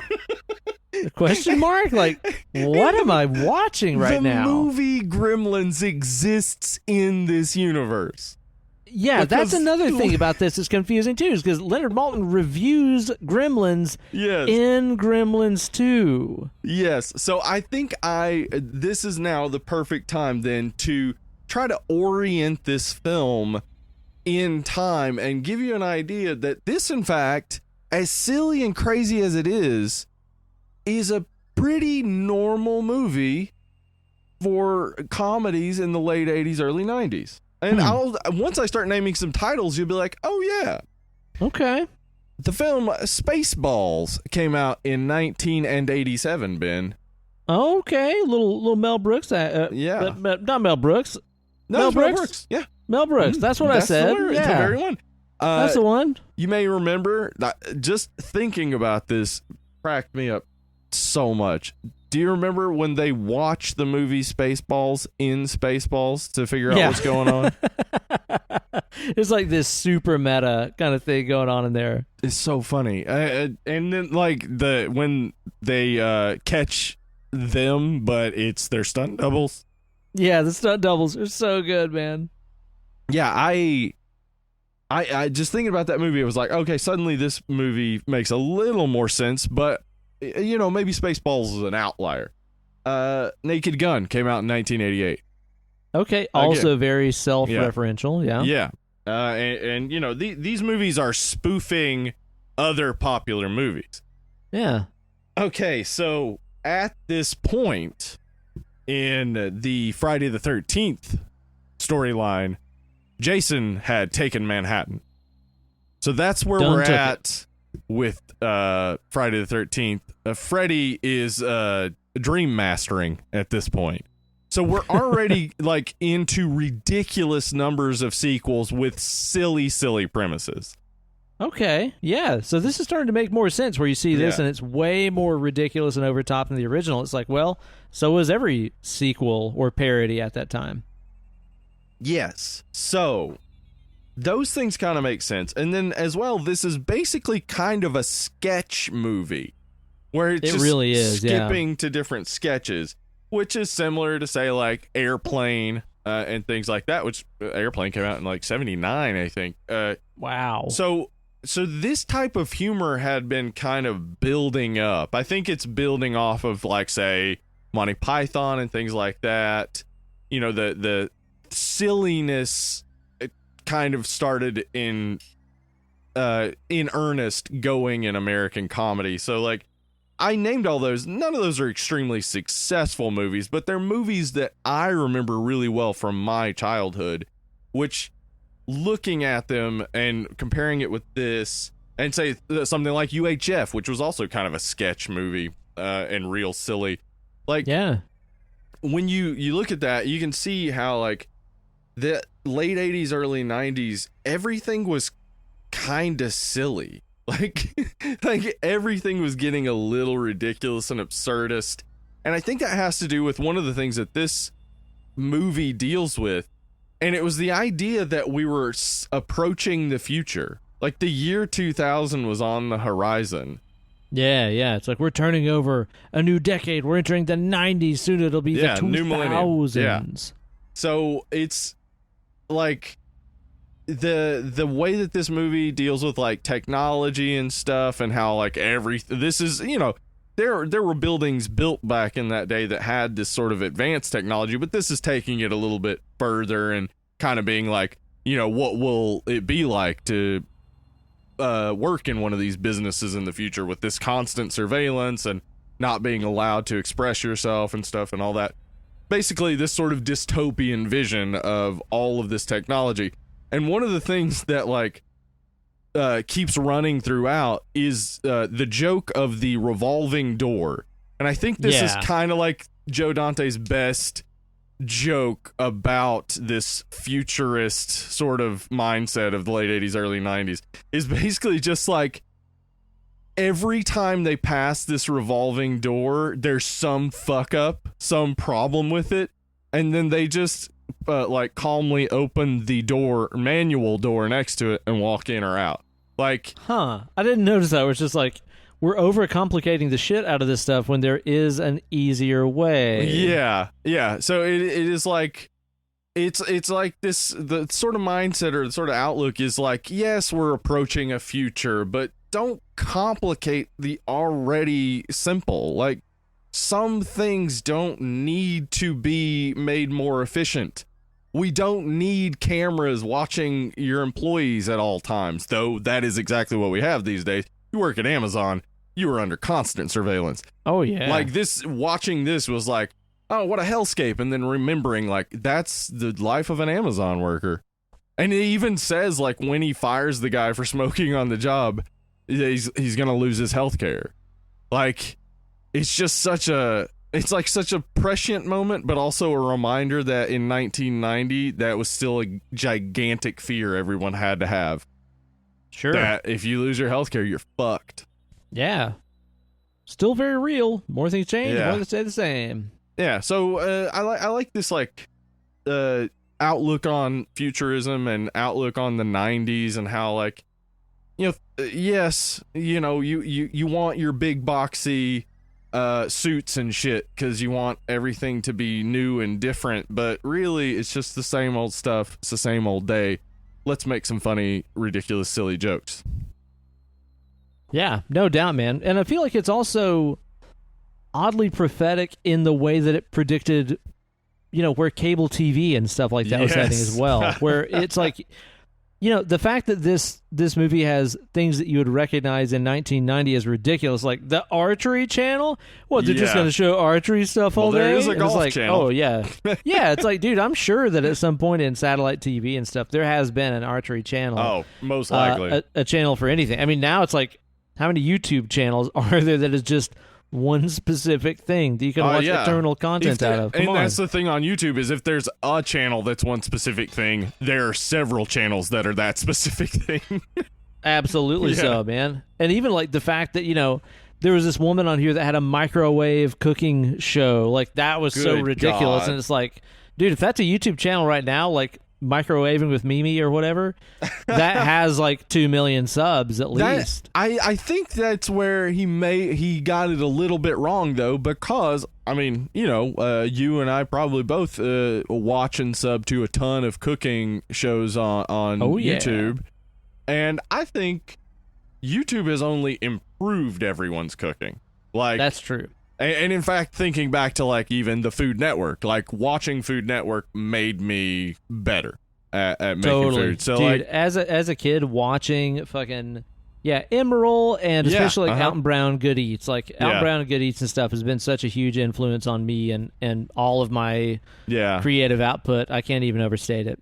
Yeah, the food science stuff and all of that was just really hit with. So like he was a little bit wrong with that, but he was like exactly. Oh, and again, this was not written by Joe Dante, though it is very much changed by Joe Dante. It's written by Charlie Haas. Okay. I thought he wrote it too. I've already misspoke several times in this episode. Well, I mean, the thing is that Dante made it all his own. Like a ton of stuff was changed from the script, but also a ton of this stuff was already in the script. So Charlie Haas deserves his credit. But I mean, I think exactly what you were saying though, like the way that Cable became so ridiculous, and the guy, Mr. Wing, even says it, like, you know, he basically says it's for fools, and like Cable was becoming more widespread by 1990. Like, you know, it seemed to be a sort of thing like you have to start having cable, otherwise how are you ever going to watch TV? And then how are you ever going to talk to anybody if you don't watch TV? Because that's all people were doing. Well, here's the thing about that. So that is something that stuck out to me is early on in the movie, you do have Mr. Wing being like, cable is for fools. Yeah, watching TV is for fools, basically. But then at the end of the day, it is Gizmo watching Rambo on TV that gives him the skills he needs to, you know, beat Mohawk. I think he's called. He's not Stripe. He's Mohawk. Yeah, in he this looks movie. like Stripe, but he's a different guy. Yeah.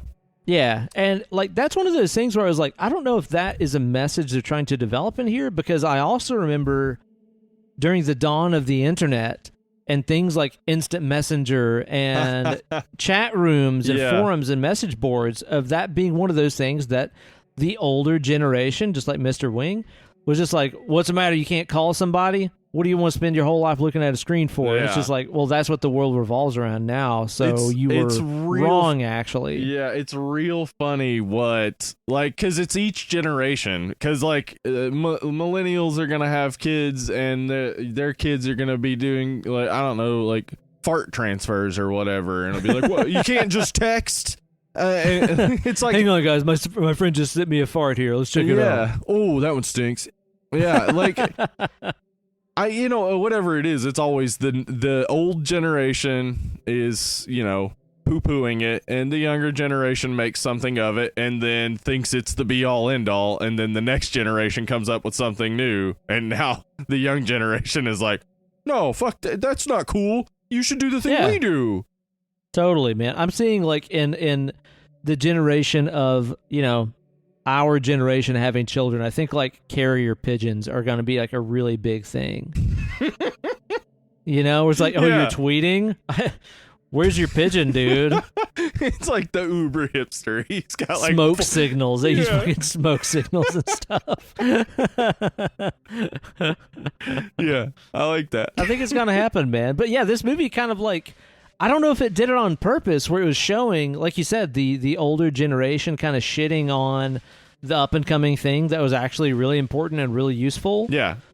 I don't know if it meant to do that or if it just accidentally happened, but there's so many things in this movie that feel that way, where it's just like, was it really prophetic, or did it just accidentally happen because the future favors ridiculousness? Right. You know? Yeah. I think, yeah, the movie does have like a central tension of like, is new better? And sometimes the movie seems to say it is, and sometimes it isn't. Like Mr. Wing being bought out, or well, dying and losing his property to these developers is actually like not shown as a positive thing. And then seeing the building is the butt of jokes because it's new and all these things aren't working right. But it is also saying, like, well, there is some value to the new. So, yeah, there's a cool, interesting bit going on there where Dante is probably just making fun of people his own age at the time, where it's just like, yeah, we think we, like, nailed it with everything, but of course the younger generation is going to come up with stuff that's better and some stuff that's worse. Well, that's the thing. I don't know what year Dante was born, 54. but I'm sure he was 54. Yeah, so he was like 44, 45 when they made this. Yeah, so I'm sure that he was born at an age where, 34. So yeah, he's pretty Whoa, pretty young. 34. Yeah, damn. 54, Okay, so he was definitely around at such an age that whenever TV started becoming a fixture in everybody's home, his parents were probably like, what, you can't read a book anymore? Exactly. Yeah. What do you need to see a movie for? Yeah, and this is also after the rise of the rental market, too. So people are renting movies. Like, I remember it was an every night thing for some families. Just you rent a movie. That's what you do each night. You're in a movie and you watch it. So like, there'd already been the move past movies and people being like, well, you can't really appreciate the full scope of the movie at home. And it's like, yeah, but it's still, I'm watching it. I still see the movie. Like, I'm getting it. Like, I understand the theaters better, but I get to watch it. So yeah, like, totally. Well, it's like yeah. I'm listening to recorded music. I'm not at a show. Right. I still get to enjoy the songs. Yeah. Now, one thing about the cable TV in this that I thought was really interesting too, and again, also based on reality, is that Clamp Cable TV Network's End of the World tape that they air on this, which is amazing and hilarious. And then you find out it's because there's apparently a leaked bit of information from somebody that worked for, I can't remember if it was CBS or CNN, but one of these like major networks has apparently, or had at this time, a End of the World tape that they would air in case of nuclear cataclysm or whatever the fuck was destroying everything. Yeah. I so desperately want to fucking see that tape that existed in the late 80s of a cable network signing off and saying, well, guys, it's been fun. I want to fucking see that thing. I mean, just the cynicism. Like, that's what this movie is really, like, I think getting at and, like, making fun of at its root is the level of cynicism that comes along with these optimized corporations that seek to maximize efficiency while lowering wages and things like that. Like, the way in which this just, like, is so cynical to the point of having a tape to play at the end of the world so that anybody that might survive still has positive associations with your business and maybe you could still make money. Yeah. Right. And it also indicates that during the end of the world, you'd still be glued to the TV. Right. Yep. That is true, honestly. Like, wouldn't it be? Well, now it would be your phone. But, like, yeah. In the 80s, 90s, yeah, that's exactly what it would be. You'd be watching the TV, trying to figure out what's going on, because otherwise you don't know what's going on. Let's talk about that art/business connection that is mentioned in this movie. I think during their dinner scene. I love that. While they're eating at the Canadian. Yeah, the Canadian restaurant, and also she's playing a bit of footy with them under the table there. I feel like that was a thing that was in movies a lot more than it used to be. I feel like people aren't feet fucking as much as they used to in public. Let's let's bring it back. Why not? Let's not. I mean, honestly, no? Okay. if I'm at a fine restaurant paying for a meal and I'm seeing some guy getting jacked off by somebody's foot under a table, I'm gonna be like, check, please. Oh, okay. So bad for business, you're saying? I got bad it. for business. I'm just saying it's not gonna help me enjoy a succulent meal. Yeah. Now, while they're sitting in that authentic Canadian restaurant with Molson's and chocolate mousse, literally a mousse. Everyone dressed in authentic Canadian garb, etc. Mounties. Yep. And what's her name? Marla, the redhead. She says to Billy, when art and business join forces, anything can happen. And that sums up this fucking movie, doesn't it? That is this movie. Yeah, that's the sum of this movie, but it's also like a joke of this movie. Like, the movie shows the two different, like, by being what it is, it shows what can happen when you give complete creative control to the artist. Like, yeah, in the name of making money. That's the thing, is like, not only did you give complete creative control to the artist, Joe Dante, but it was in the name of capitalism, which of course is a gigantic theme in the first movie. Listen to our Gremlins episode that we did a couple of years ago, because that movie has extensive metaphors about capitalism and all that stuff, and we talk in depth about it in the episode. And I feel like this movie really takes the helm on that, where it's like he made this huge statement on capitalism with the first movie, and then he was approached with one of the most capitalistic concepts, where it's just like, hey, could you make your art again? It made good money. And he's like, oh, I'll fucking make it again. That's for sure. I'll make the shit out of it. That's exactly it. Like, it's so excessive and crazy and wild because it's like Joe Dante getting to say what he wants to say. Just like, this is stupid. We don't need a sequel. If we're gonna do a sequel, then let's go as over the top as possible. You want me to sell merchandise?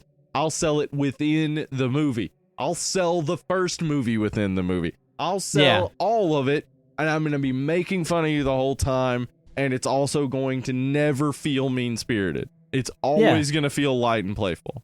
It's like the lightest, most playful, fuck you for letting me do this movie ever.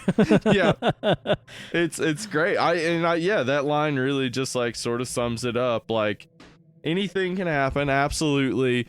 And this movie like shows you what happens when anything can happen, and it's like not necessarily a negative. Like the I don't think the movie is saying like this artistic excess is bad. I think it's saying like it's funny and silly and ridiculous. Like you can let artists off the chain and it can be like still a good product. But unfortunately it didn't do well in the box office, so it didn't prove the point. Yeah. Or maybe it proved exactly his point. I don't know, honestly. Maybe. I heard him say in an interview, this is totally paraphrasing, but he was just like, yeah, I basically put so much into Gremlins 2 as to ensure that there would never be a Gremlins 3. And he's wrong, because Chris Columbus has been working on Gremlins 3 for a while. And he actually, I think, has a pretty good idea. From what I've read, the idea basically is that since Gizmo is the source of all these gremlins, wouldn't the government want to get rid of Gizmo? Okay, yeah. Or at least experiment on him or something. So that would be basically where they would go. And he has said, you know, if it gets up on its legs and they end up getting to do it, it will be all practical effect. So that's one way you could maybe do it. But I would wonder, like, you know, if you could capture what you got in the first two.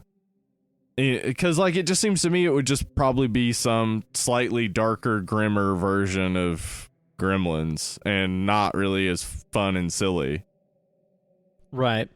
But it may be. I mean, Chris Columbus wrote the first one. Maybe he could nail it again.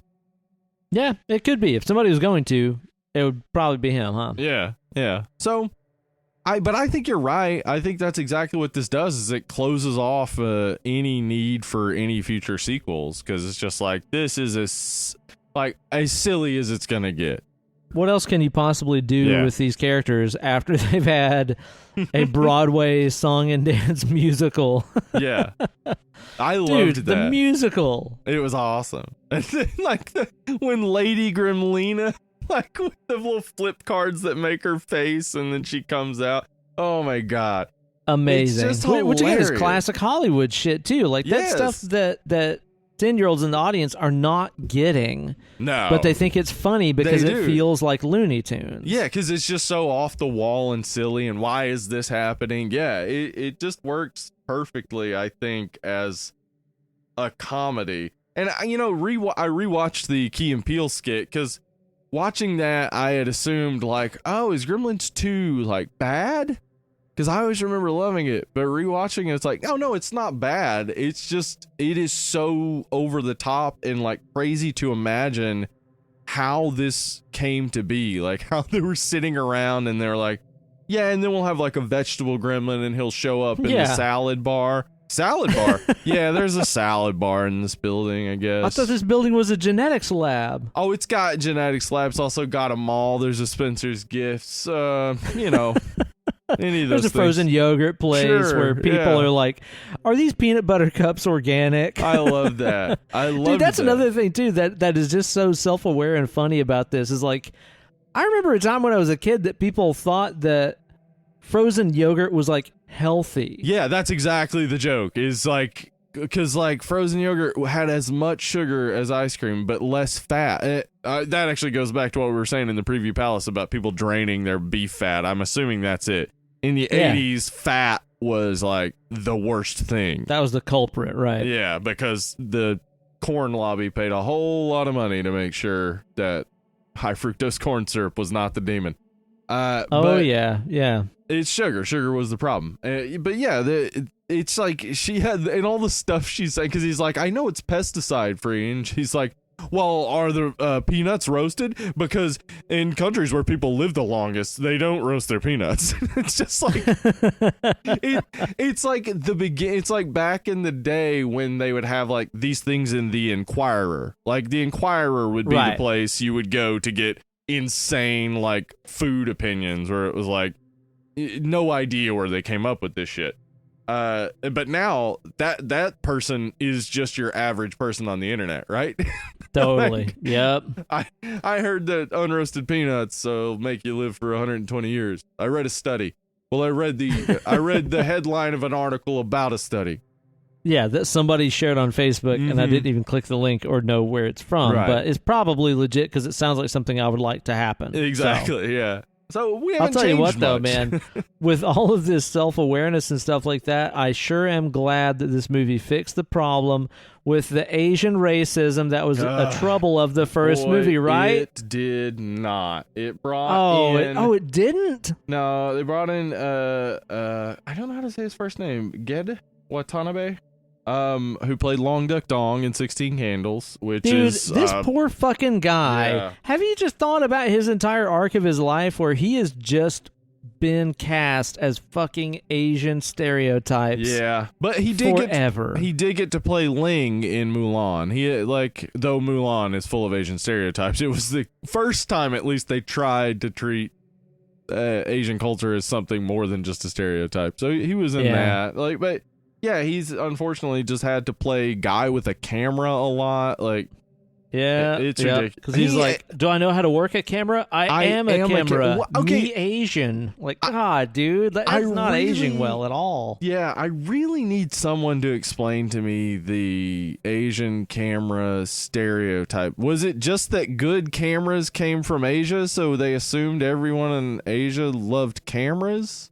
I don't know, because the way I see it now is everybody's fucking taking pictures all the fucking time now with their phones. Like, they were just doing more photography back then, and that was somehow lame or nerdy or something. I just don't get it. So that falls terribly flat. I don't know. Are there any other things that just don't work anymore? I mean... There's some mimes in here. I don't understand what that's about. Oh, God. Okay. Oh, I'm so glad you said the that. Mime. I didn't get this. There's like a scene in here where just sort of randomly there's some mimes that are getting hauled out of the back of like a police paddy wagon. Yeah. Yeah, they're being arrested and I guess taken into that building. Okay, I don't know exactly what's going on there, except people hate mimes, and mimes used to do street performance in New York, I guess. I don't know. Fuck mimes. What Quote me on that. So the real moment that shined for me, though, is the third mime that comes out is a black guy, and instead of his face painted white, it's painted black. I did not notice this. And he flips off the camera. What? Yeah, so I don't think he thought it was a funny joke. And it certainly doesn't, like, what a black guy. Mean? Yeah, that's exactly it. What does that mean? What does he, like, his flipping off the camera? I don't think he was directed to do it. I think he was. I did not notice this. Yeah, because it's a quick flash. He also does it. He does it twice. And I think he was doing it to, like, make it look natural. He does it the first time, and it's before he gets to the camera, and he does it the second time. It's just, like, straight up flipping off the camera. I don't know if that was meant to occur, or if it was him being like, so blackface, huh? Fuck this. That's the joke. Dude. Yeah. I wonder about that now. I want to watch that again now. Yeah, that's all I can get. And after that, a black woman comes out in blackface who does not flip off the camera, which is what makes me think the first person was like, fuck you. Wow, dude. So yeah, holy moly, I can't believe I didn't catch that. Yeah, a couple moments that definitely have not aged well. One, though, that I think serves as probably one of the best jokes referencing back to the first one is when Phoebe Cates starts talking about Lincoln's birthday, I think. She's got a horror story to go with every holiday, it seems like. And like a monologue just on deck, ready to go with it. And also, like, this gets really fucking dark. I mean, obviously her Christmas story from the first one is way irrationally dark in that movie. But in this one, it kind of sounds like maybe she's hinting that she got molested on Lincoln's birthday? Is real strange. What? Yeah. But it also, like, has such perfect timing. Like, she's telling it, and then Zach Galligan just comes in. All right, honey. Okay. Just start walking off. All right. It's just such a perfect joke on the first movie. I really enjoyed it. Yeah, it's like it makes fun of itself for being a sequel. It makes fun of the first movie. It makes fun of you sitting in the theater watching this shit. It's just like, it's kind of no holds barred in a lot of ways, you know? Yeah. I love that bit of it. I do. I wish the racist bits weren't in there for it to hold up a bit better. I was,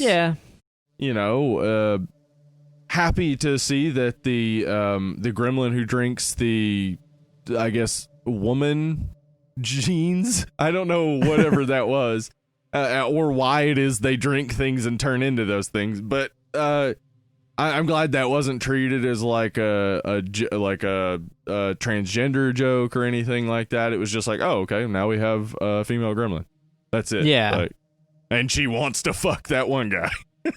Yeah, and he seems kind of down with it, too, at the end of the movie, I guess. Like, all right, I guess. All right, maybe we'll give this a try. Which sure does seem that way. Did lead me to think the most disgusting thought, perhaps. If he comes on her... Oh, okay, is she getting wet? It's a good point, and in which case there's more of them. Also, it would have been so funny if at the end, when he seems kind of interested, if suddenly just saw a bunch of gremlins drop out from under her because she got wet. Yeah, right. Okay, I get it. This works too. Ain't no safe sex in the gremlin world, Steve. Nope. Ain't no safe sex. That's great. Oh man, that's fucking wild, dude. I hadn't really thought about that, but yeah, I guess you are. That's another thing too. Is like the gremlin mythos. They even make fun of that. Where those guys, dude, they have the conversation that I remember having with you when we did Gremlins a couple of years ago. It was like, well, what if he has something stuck in his teeth? Mm-hmm. Does that still count as a time zone? Or does that count as eating after midnight? Like they have that conversation in this movie. The fact that like we think about us getting on the internet and having a podcast or posting on message boards or whatever and sharing these stupid thoughts about movies, like that's something new. Right. And it's like this movie showed you, it's like in 1990, it's like, yeah, we were well aware, even without the internet, people were critiquing the rules of Gremlins, even without the internet or whatever, and here we are referencing them. Yeah. Yeah, and then like really actually not trying to do backflips to make it make sense. Just going along with the joke. Like, that doesn't make sense. Yeah. It actually made me think about the rules a little bit more, and I don't think we talked about this in the first one. I get the water and the not eating after midnight, because those have very, like, dire consequences. However, bright light, they just don't like it. Seems that way, but also, just kind of like the water thing. The first one, Gizmo goes out walking in the snow in that one part, no big deal. Yeah, Gizmo like walks in broad daylight in this one. Yeah, no problem either. Yeah, that's what I'm saying. Because like if they turn into gremlins, bright light kills them. But if they're Mogwais, they just don't like it. Like, why is that one of the rules? So. Like, just say, 2 rules. Oh, and by the way, he's not a big fan of bright lights. Like, so. Just keep him away from Gizmo in those. this one, I thought had a smaller role than I was antiping, considering he was such a big part of the original. He's mostly just getting tortured. Yeah, which kind of continues with the theme from the first one, since they fucking hated the Gizmo animatronic and stuff so much, they came up with the dartboard thing for him and all that stuff. Kind of continues with that. Like, yeah, Gizmo is in here being like a little cute. He has his little dance to that rock and roll song and stuff. And the twins are dancing behind him. That's an adorable moment. The fucking guards from Terminator 2? Is that what you're talking about? Yeah, or the twins from Erie, Indiana. Oh shit! Yeah, that's right. Those are the ambulance driver guys, aren't they? Yeah. Dude. Yeah, I love that scene because it's like both the Gizmo is adorable, the twins are adorable, and then Christopher Lee is trying his best to Christopher Lee trying his best to just be like whatever, but he's also being adorable himself. Like, it's just a really cute moment. The fact that Christopher Lee is in this movie with another guy playing Dracula and they never make a joke about it, I don't know if that's maybe funnier than them making a joke about it, you know? There is a deleted scene, not involving him and the guy dressed as Dracula, but involving him and the Bat Gremlin, where he makes some comments about the transformation or whatever that are kind of like a hint back to Dracula. But the fact that they never, yes, you're right, like, it's hilarious. And probably why they cut that other bit, that it's funnier to have Christopher Lee and not acknowledge it. And by the way, his name in the script is Dr. Cushing Catheter. So he's named after Peter Cushing, who dude. It's just like there's so many jokes throughout that are just ridiculous. Well, and even a catheter being something that you could use to like let blood or bodily fluids, right? Good point. I didn't even think about that either. Yeah.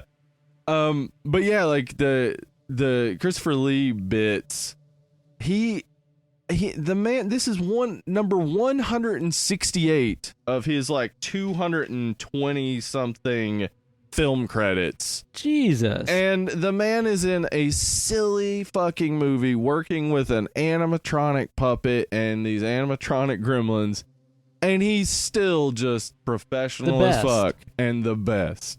The fucking best, dude. We'll be talking about him again soon. Yes, we will. Won't we? Yeah. Fuck yeah, dude. Christopher Lee is the shit. Yeah. That guy, I mean, see you at the motherfucking crossroads. You won't be lonely because I'll be bugging you, asking about all the cool shit you did in your life, man. Don't ask him his World War II stories, though. Ooh, I hear those are brutal. Probably pretty fucking grisly, man. And I'll tell you what, I don't know if it gets much cooler than a movie that has Christopher Lee and Slayer in it, because it has fucking Slayer, Angel of Death in the soundtrack. Whenever it shows the it's a spider gremlin, right? Like transforming and stuff. He transforms right when the song has that break, when it goes to the super chaotic guitar solo, right when he transforms, and it's one of the best like timings of a licensed piece of music I've ever heard, because it's on like the most ultimate metal riff ever that's in that song. It's the fucking baddest riff ever. And then right when he transforms is when it goes to the guitar solo.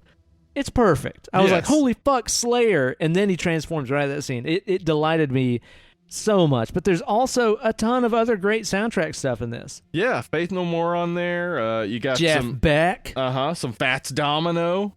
I'm ready. That's from the dance scene, yeah. Hey, speaking of Jeff Beck, this is a guy that I think a lot of guitar players know about, but a lot of your average music listeners don't know about Jeff Beck. He's one of the greatest guitar players that's ever lived. He was in the Yardbirds. The Yardbirds, of course, being the band that was the platform that launched other household names like Eric Clapton and Jimmy Page. Yeah. And Jeff Beck also played guitar in that group, but was always just so self-obsessed with totally uncompromising music of his own that he never hit the pop stardom of either of those guys. I heard a song today that featured a Jeff Beck guitar solo that I had no idea that was him playing it. But then as soon as I listened to it, I was like, oh yeah, that's fucking Jeff Beck. My good buddy, Junkyard Joe, hit me up the other day, and he was like, man, have you ever played that bass line in Private Dancer by Tina Turner? And I was like, no. And he's like, okay, for one, it's fucking awesome. For two, that song was written by Mark Knopfler from Dire Straits and features a guitar solo by Jeff Beck. And I was like, what in the fuck are you talking about? Dude, listen to Private Dancer again and imagine it as a Dire Straits song, and you'll totally get it. And then it gets the guitar solo. Fucking Jeff Beck. Also, I really want to hear Mark Knopfler singing a song about being an exotic dancer. Me too. I want that more than anything. Oh man! Did you think It's so Guitar good. George played on it? He knows all the chords. I think he might have. Yeah, he knows all of them. And this song features some unusual stuff. There's a flat 6 in there. I think there might be a flat 7 in there. You have to know quite a lot of chords to play that tune. All Bridge right. is also really banging too. So Guitar George might have made an appearance on there, man. And of course, you've also got like those callbacks to the original blam blam blam blam blam blam like Gremlins Blam, theme. blam, That I think is yeah. badass, man. Yeah, I think Jerry it's so good. Goldsmith. Jerry Goldsmith. The man. Yeah, absolutely the man. Makes an appearance in the movie. You may notice in the yogurt scene, the frozen yogurt scene, there's a guy who's dressed like a composer. That's Jerry Goldsmith dressed Who like a else would it composer. be? Yeah. Jerry Goldsmith. Dude, like, I know that John Williams is a household name. Yeah, but I know Jerry that, Goldsmith. there's some other ones like Howard Shore and stuff like that Yeah. that a lot of people know. But, Yeah. dude, Jerry Goldsmith, he's dead now, right?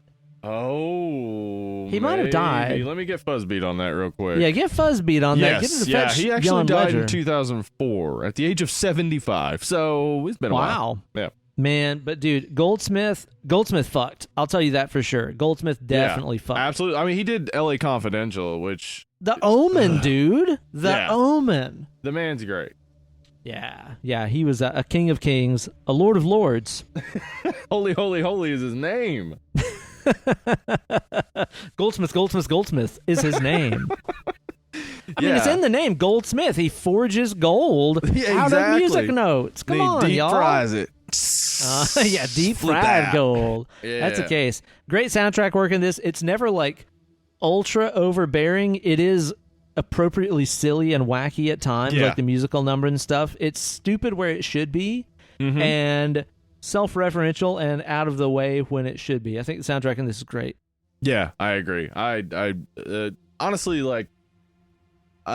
This is not the best movie you'll ever see. It's No, not. of course not. No, the story is weak, I think, and really just dude. like Especially like halfway through the movie, you're just like, is What's there any happening? plot moving Yeah. forward, or is it just a Yeah. bunch of gremlins doing silly shit? But it's like that. It's just such a wonderfully silly movie that, like, if you really look at it in the same way you look at, say, Spaceballs or Airplane or something like that, that is what you're seeing is just gremlins playing out sketches. And I mean, I could see kids liking it today if they haven't seen Yeah. it. I could see them liking it and enjoying it. But I understand if adults who have never seen this watch this and just are like, this is terrible. I get that. Yeah. Well, here's the funny thing about that too, dude, is apparently Steven Spielberg was shown an early cut of the movie, like the Oh, yeah? first draft of it, and his Uh-huh. main critique was there's too many gremlins in it. So they actually cut down the amount of scenes involving gremlins in Why? this. Dude, and it's like, this movie is fucking 50% gremlins. Like, okay, Yeah. it takes a while for him to show up. It's probably like 30, 40 minutes in that you first get to see him. But then that's all there is the rest of the movie. But apparently there was even more originally. I mean, that's I get it. It's an hour and 40, so maybe a little long. And I guess A little bit long. I guess there's no element of the story that it would be easy to cut. You could cut the Canadian restaurant scene, I think, and not miss much. You could just have her like kiss him in the hall or something to have that sort of storyline with Kate and Marla going on in the background. But yeah, most of the story is just pretty light. There's not a ton, so I guess you would have to cut Gremlins content to get it down to an appropriate length. Because an hour 40 is a bit long, especially when it's just silliness over and over. It's a little long. I mean, it's like watching that long of Looney Tunes gets excessive. Yeah, for sure. So I get that, but I also I'd kind of like to see the full Gremlin cut. Yeah, no kidding, man. And I'd also love to like watch this again as a 6-year-old kid and realize like, yes, okay, those things might have looked really scary on TV, but watch the movie. They're just basically like fucking creepy Looney Tunes. I think that I would have liked this so if you as could a kid if I would have watched it. if you could go back in time and you only got to say one thing, that'd be it. You'd be like, Yeah. just give Gremlins 2 a chance. I'm out. Yeah, give that a try. And then I would go back to the future and be like, should have told him about Apple stock. Huh. Oh, boy. Well, he didn't have any money. He was a kid. Yeah, he could have got it anyway. So that's something I think about. So because like I very often have the what if I had a time machine, what would I do with it sort of fantasies. And I've thought two about chicks at the same time. Hell yeah. Fucking party, man. I always, I've thought so many times, like, I can go back in time and tell myself about stocks, and it's like, well, what would I do with that information? That's true. Tell an adult, and then they'd make money off of it. Oh yeah, like that's they would what listen to a kid. Yeah, yeah, exactly. I Even have if some they stock did listen. advice, adult. Sure you do.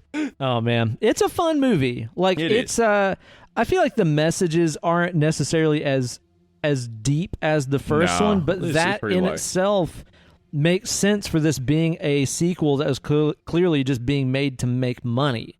Yeah. So it's kind of like any shortcoming of this movie is in itself part of the gag in a lot of ways. Yeah, for sure. So like, yeah, it is hard to it's hard to give it like a bad rating in any way because the movie nails everything it's trying to do, I think. I think so. And like it's funny.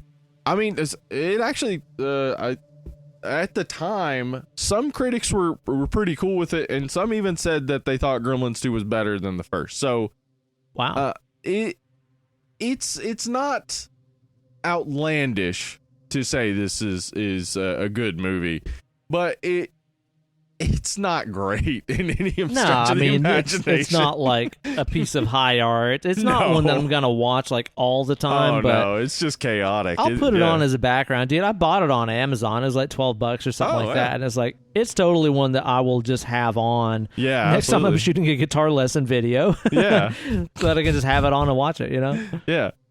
No, I'm with you on that. So like, if I'm rating this one, if I'm slapping a number on it. I mean, it's hard to say it's bad, but it's not great. But it's more entertaining than middle of the road for me. So I'd say it's like maybe like a 6.5. I get that. Yeah. I get that.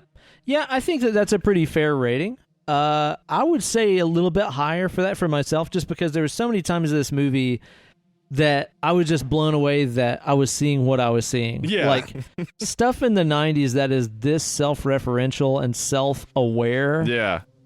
I mean, the fucking Hulk Hogan theater scene where it's like you have somebody walking out. Okay, you're watching Gremlins 2. The film gets nuked and you watch a person walk out of Gremlins 2 and then Hulk Hogan reinstate the action in Gremlins 2, which is the movie that you're watching them watch right now. Like, just imagine him trying to sell that and explain it to people that were on the board of investors in this, and them being like, okay.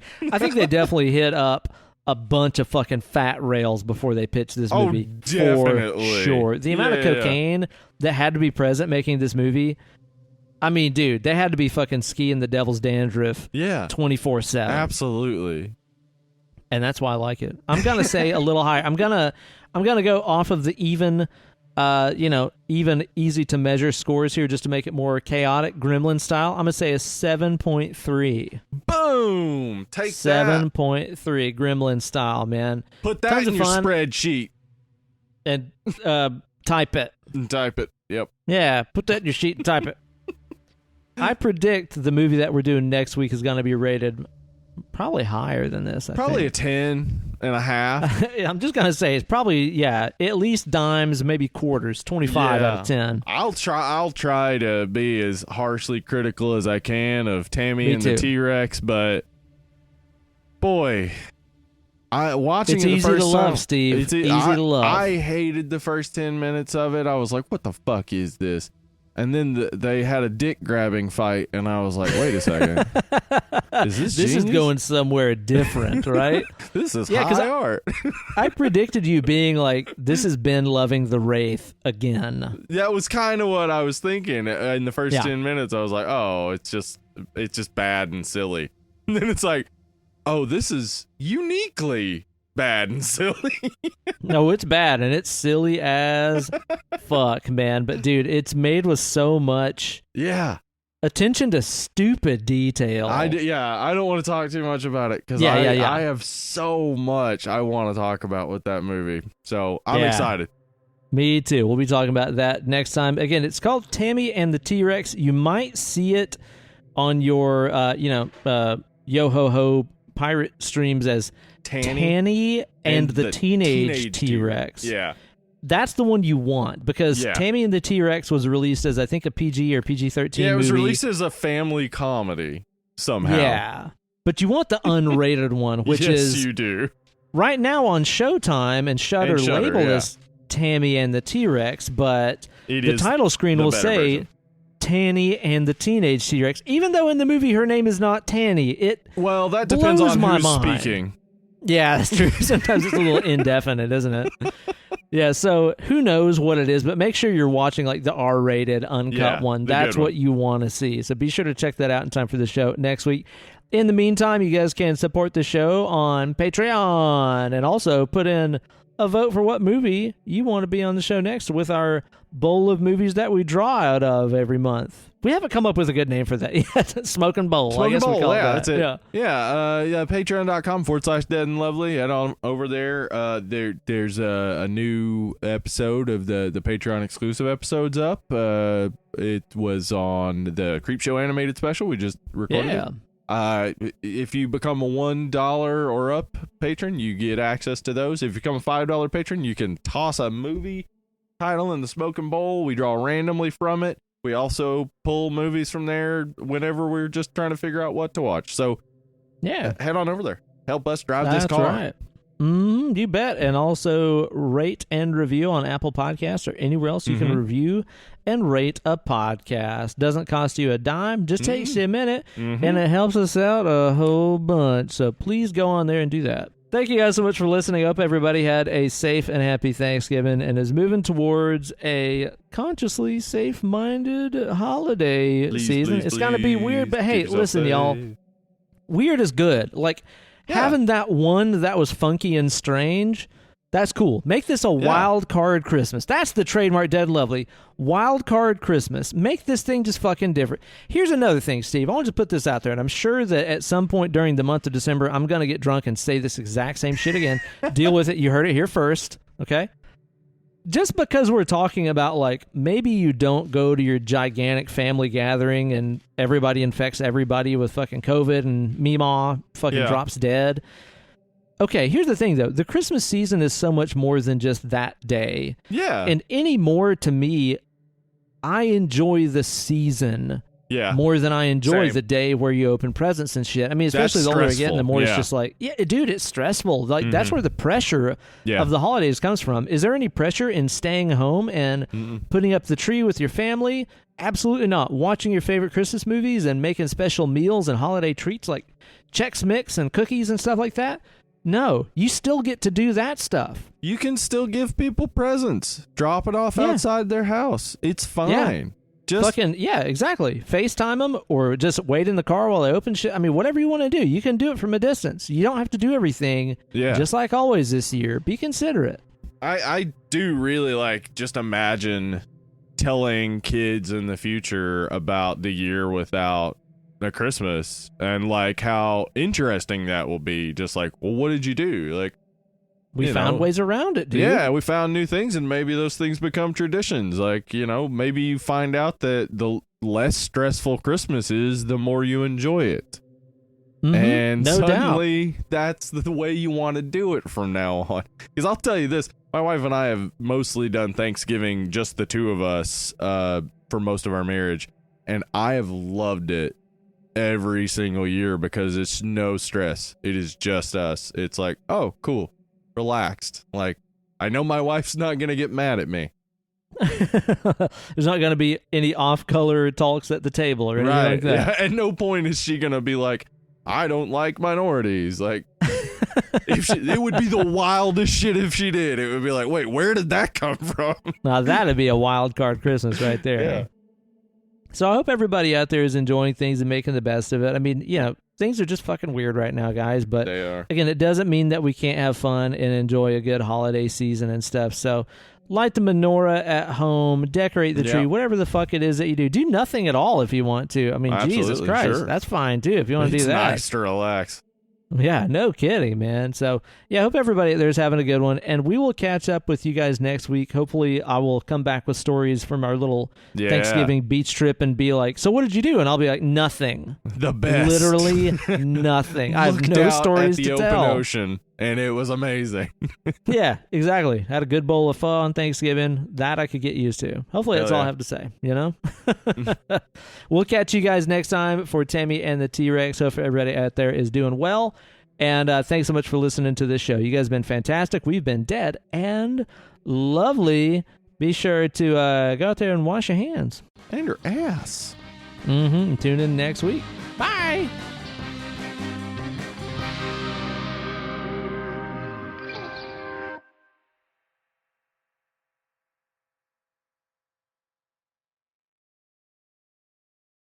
So the other day, I was on the Facebook and I saw that our good friend and dead and lovely listener, Kev Bickerdike, was watching The Lord of the Ring, The Fellowship of the Ring, and I was like, you know what? I've got to film this guitar lesson video. It was this Phrygian fun video I put out a couple weeks ago on my channel. I was like, I'm just going to put Lord of the Rings on in the background just to have it on.